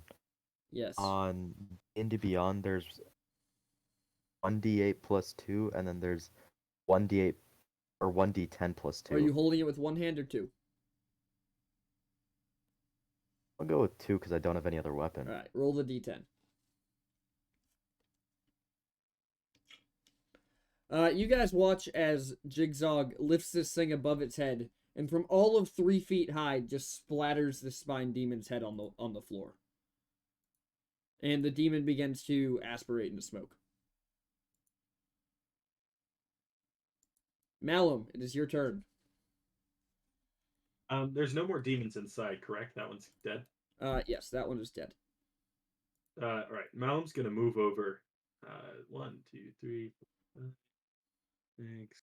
Let's go here. And then he's gonna pull out just a flask and throw it. Is the door open or is it shut? It is now? open. All right. He's gonna throw it just outside the door to the side the demon slid to. Roll your damage for your alchemist fire. It's Tasha's caustic brew, but Oh. Same difference. yeah. It is a save, dex save, What type of damage is it? poison. Oh, okay. It succeeds to save. Great. All right. It is Ted's turn. Saw that thing dip out the door, right? You did indeed. Cool. Do they appear to have a handle on the other one? The other one is very dead. Also cool. Oh yes. That's one. Yes, we do in fact have a handle on the other one, Ted. Jigsaw replaced its head with a hammer. You know what? That's fair. I will come to here. Okay? Is it where it is on the map? Or... It is indeed. Okay, cool.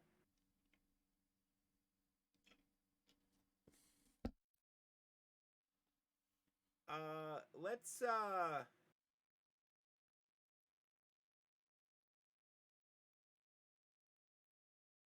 I want this thing to be very dead. Let's go ahead and go with a Eldritch Blast. Alright. Smeldritch blast this bitch.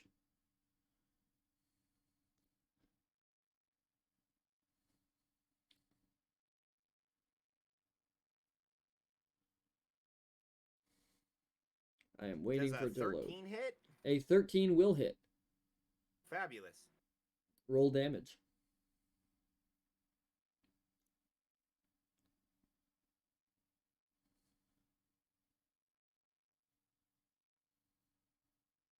I'm going to empower spell and re-roll that. Okay.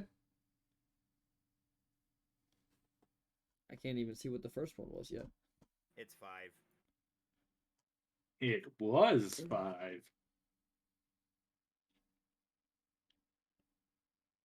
Haha. Does it remain a 5? No, it's a 9 now. Alright, and what does Empower Spell Nice. do? You have to add something to it? No, it lets me re-roll up to 5 dice in a spell. Got it. Alright, Damage. you hit this thing for 9 damage. Let me verify, because it may add a bonus too, but I don't think it does. I wish Empower Spell, I wish they had Maximize Spell, where your spell just does max damage. That would be a broken spell. Or a broken It's ability. a thing in 3.5. I wonder why they I removed feel it. like 3.5 was broken. 3.5 was the version. age of just broken builds, which doesn't mean it's not good, because 3.5 is amazing. The thing Yeah. is, everything was broken, so it all balanced out. It really did.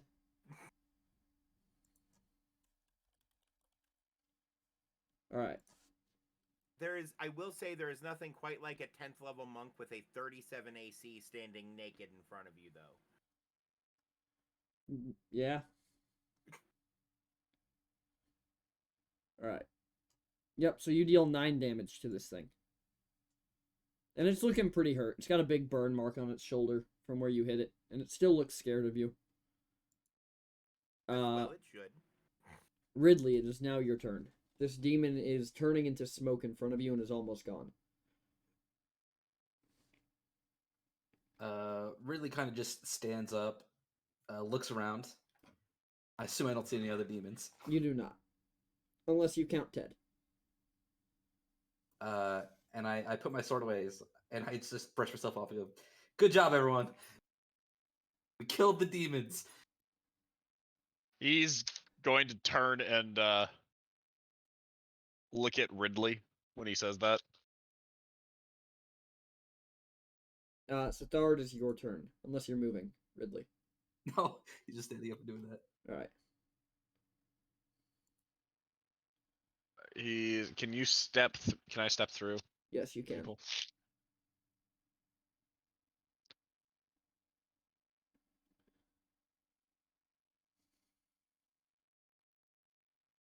So, nope, I was right the first time.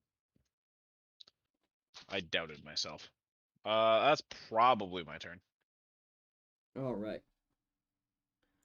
This demon, Sithar and Ted, flaps its wings and goes straight up the side of the building and over the roof. Okay.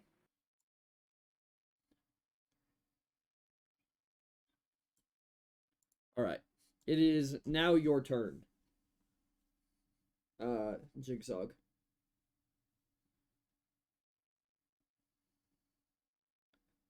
Jigsaw the frog. Yes. It is your turn. The one right next to me is dead, yes. It is. It actually just turned Okay. into smoke fully. Did the smoke do anything, or is it just... No, it just faded away. It was like Okay. red bits of smoke. Is there anything left There was of the nothing. demon? Okay. And then the other one you said is outside? Yes. You don't know where exactly outside, but it is outside. Can I leave from the door closest to me, You can. and just go outside and look around? Sure. Go outside and give me a perception check.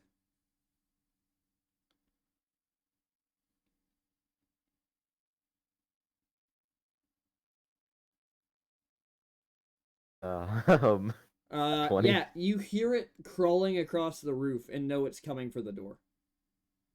door my side, yes. Yep. So if you want to, well, I guess that would actually be all you can do. Malum, Yeah, I was gonna say. it's your turn, Malum. Well, he could give a call out. Ideal. True, but you can talk freely. Would I have seen it go up towards the roof because of where I'm standing? No, Well- it was not in view of the windows. Sithar is going to yell, "Does anyone have eyes on it?" I can't speak until it's my turn. Yeah, no, No, you can. You can speak. freely. Okay. You can speak freely. Then I wanna yeah, call out it to the went up others. the side of the fucking building. Yeah, it's coming towards my side. Gonna look Alright, at. I'm gonna. Wait, what if? I assume I hear the person walk from. I hear the frog. Yeah, and when The- he the points going it out, outside. you can hear it moving across the roof. What are they called? Okay. Shingles. Yeah, that one. All right. I'm gonna prepare. I'm gonna go over to the kid and sort of push him to the side of the door and prepare an action to cast Chaos Bolt at the door. All right, so you watch Ridley as this old man comes over and he pushes you to the side. And Isaac, move your token to where you want to go. Sorry. Yep. I'm gonna stand like here and just like push. Yeah. There you go. And you watch as he pulls a small blue vial out of his pocket, shakes it, and loads it into his crossbow as it starts to glow brighter. Glow sticks. Ted, it is your turn. Yeah. Exactly. So I'm assuming this is a one-story, yes? It's a 2-story building. The two-story, short two-story, tall two-story. Tall 2-story. How hard do I think it would be to acrobatics my way onto the roof? You can always try. My favorite response. Give me an You're right. acrobatics roll. Acrobatics my way onto the roof.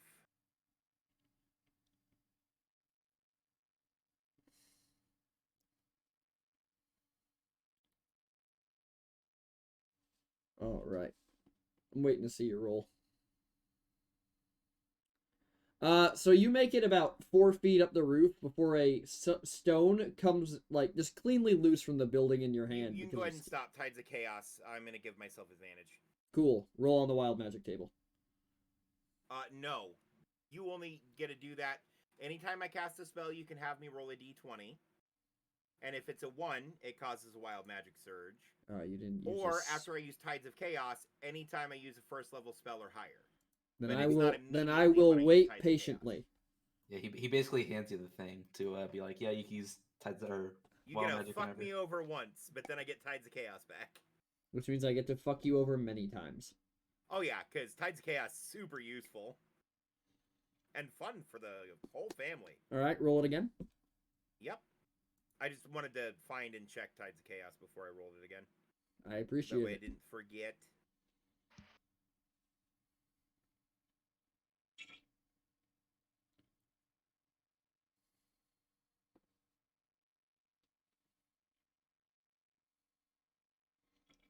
That's better. That's a 15.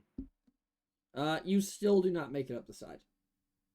You get close, but a stone comes out of this decrepit ass building in your hand, and you can't see any more handholds to get up. Well, that's a shame. If that's the case...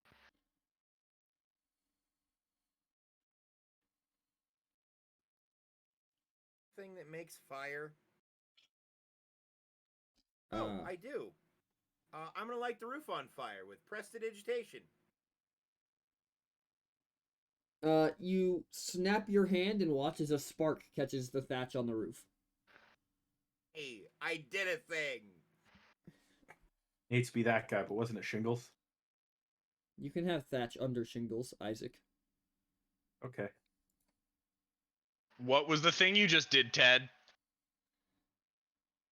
It is your turn, Ridley. Ridley's like, oh, is there another demon? Yes. And he proceeds to look towards the door and pulls out a sword again. Just like gets ready. Are you readying an action?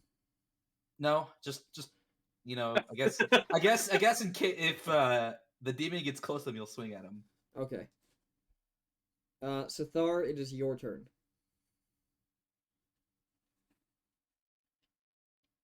Ted was eerily quiet when you asked what he did, by the way. Oh, no, I know. What did you just do, Dwight? What did you just do? Seems like you already know. Although, Ted, as you watch as your little spark of flame gets put out because you are in a city where it is always raining. That's I true. forgot about that. I did too. Oh, Wait, it's currently raining? Yeah, it's raining all Yep. the time. All Oh, the time, constantly raining. Then I wouldn't have used prestidigitation. I would have used shape water to send a wave across the roof to try to dislodge all the roofing material to make it fall off. I don't think shape water works that way. I get to shape up to a 5-foot cube of water. Yeah, but I don't think you can move that 5-foot cube once you shape it. Yeah, you No, can. no. As part of shaping it, you can move it. That's kind of the whole point. of 5 shape feet water. in any direction. But it doesn't have enough force to cause damage. I mean, to an entity. You can't I cause guess. damage to an entity. You can use it to cause damage to inanimate objects. At Well, the end the of the day, spell it's says up to word for Steven. word that it doesn't cause damage. Like it just. Yes. So when it talks about damage, it talks about. Okay, damage well I'm to the- deciding that it Dave. doesn't do damage. I Okay. wouldn't have taken that spell then. You can't use it to actually do anything. You can still use it to wrap around people's heads and shit and drown them. Well, No, you Well, I would- can't because that's doing damage. It doesn't You have enough explicitly force cannot to harm- cause damage. In the errata for shape water, they have changed. You cannot use it to cause damage. To you cannot use it to cause harm to entities. I am reading it on the page, and it does not say that on D&D Beyond. Right, and I'm talking about the developer. And I'm talking that's- about I- D&D Beyond, which is what we're using.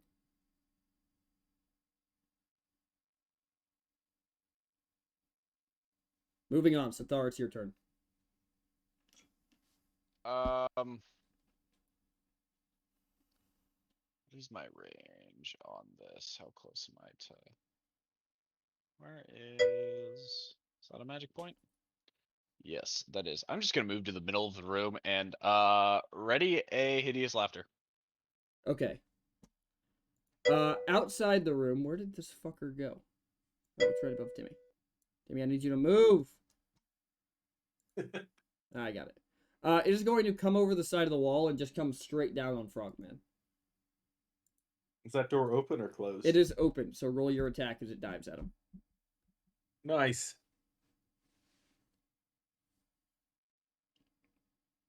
Ooh, a chilling 11.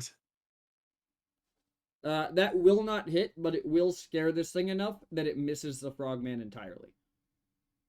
Ah, congratulations, And just Frogman. lands on all fours. Jigzog. It is I'm your gonna turn. do the good old big mallet swing. The good old whack.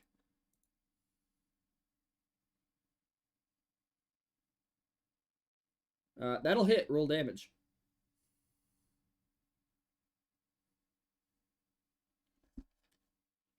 Four damage. Okay, you smack this thing in the teeth and deal 4 damage to it. Nice. And then Malum, it is your turn again. Nice. I am going to Wait, did it just if use it a showed- normal crossbow attack. Oh, it did. Steven, What were you? wait, Yeah, what? you cast your hideous laughter on it. Yeah. Sorry, I wasn't trying to interrupt you there. No, you're good. I forgot Oh, you're about good. your saved roll, but Yep. it succeeded its save. So. Okay. It actually Alright. looks at you very angry and flips you off, Jack. Sathar. Well, fuck you. Fuck you, No, fuck you. you fucking cat. At least I don't look like. At least I don't look like a used scrotum. No, you look like the sad hair that's shaved off of it. Oh shit, he got you, Sathar. I'm assuming this entire Hear conversation's from an the inferno. other side of the door. Well, Yes. you look like a porcupine fucked an avocado. All right. Okay. Malum, I'm it's gonna your crossbow turn. attack. Sathar and the demon in a like insult off, and from the back of the room, Sathar's just actually gonna chuckle, not expecting that at all, from behind him. You fire another witch bolt over it, Malum. All right, just a normal crossbow. Oh, same thing. Yeah, basically. All right, Ted, Is it- we're back to yeah. you. Um, You have Ted's just gonna heard a open the roast door. off. Okay. Wait, did you close the door? Well, I assumed it was closed. It's been open? Yeah, it's been Yeah, open it's this been entire open the time. entire time. Oh, cool. Well, I can see that fucker. You can Yes. indeed. Don't hit me. Undeath's Glare. Okay. What's the save? I'll tell you in a second, because I actually have to roll to establish it every fucking time. Oh, it's fun.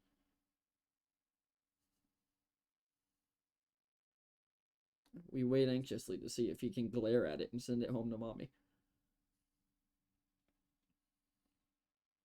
Yeah, it fails to save. Roll damage. So that's gonna be 2d6 plus 5.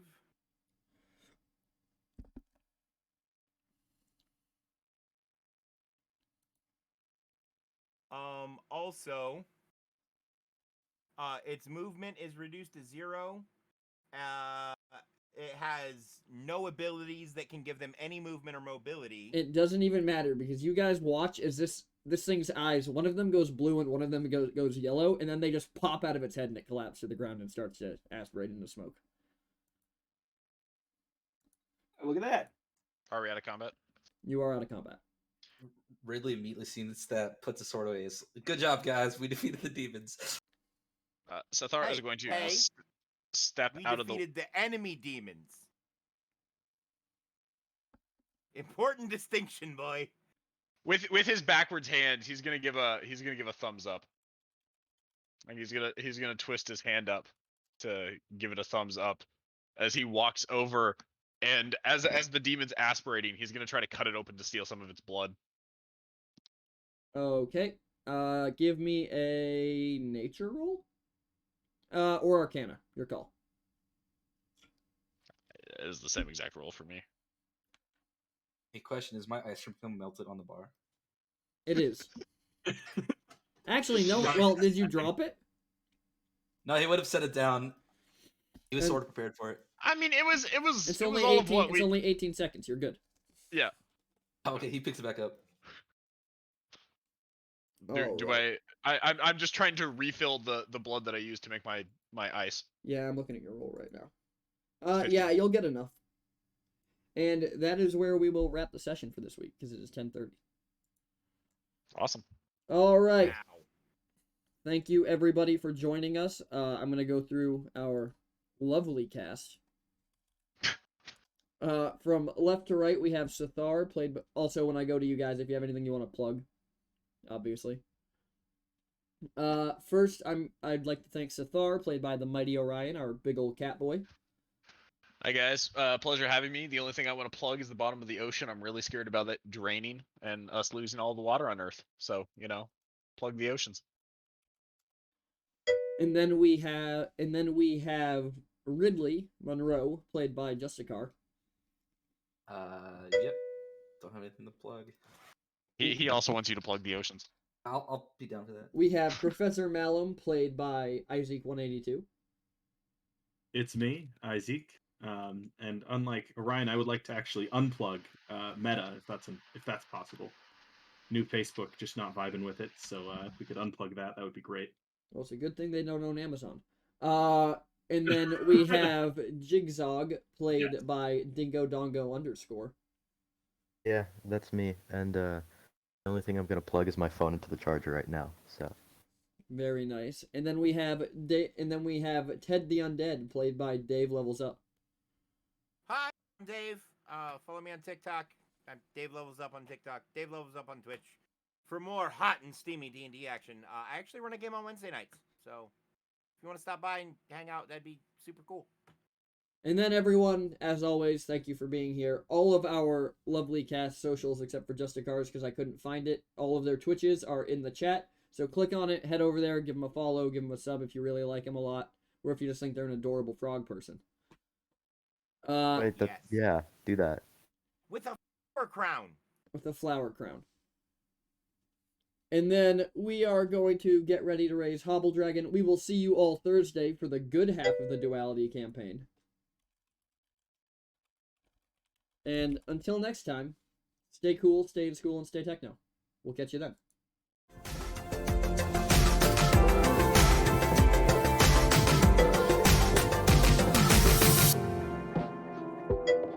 Never feed them after midnight.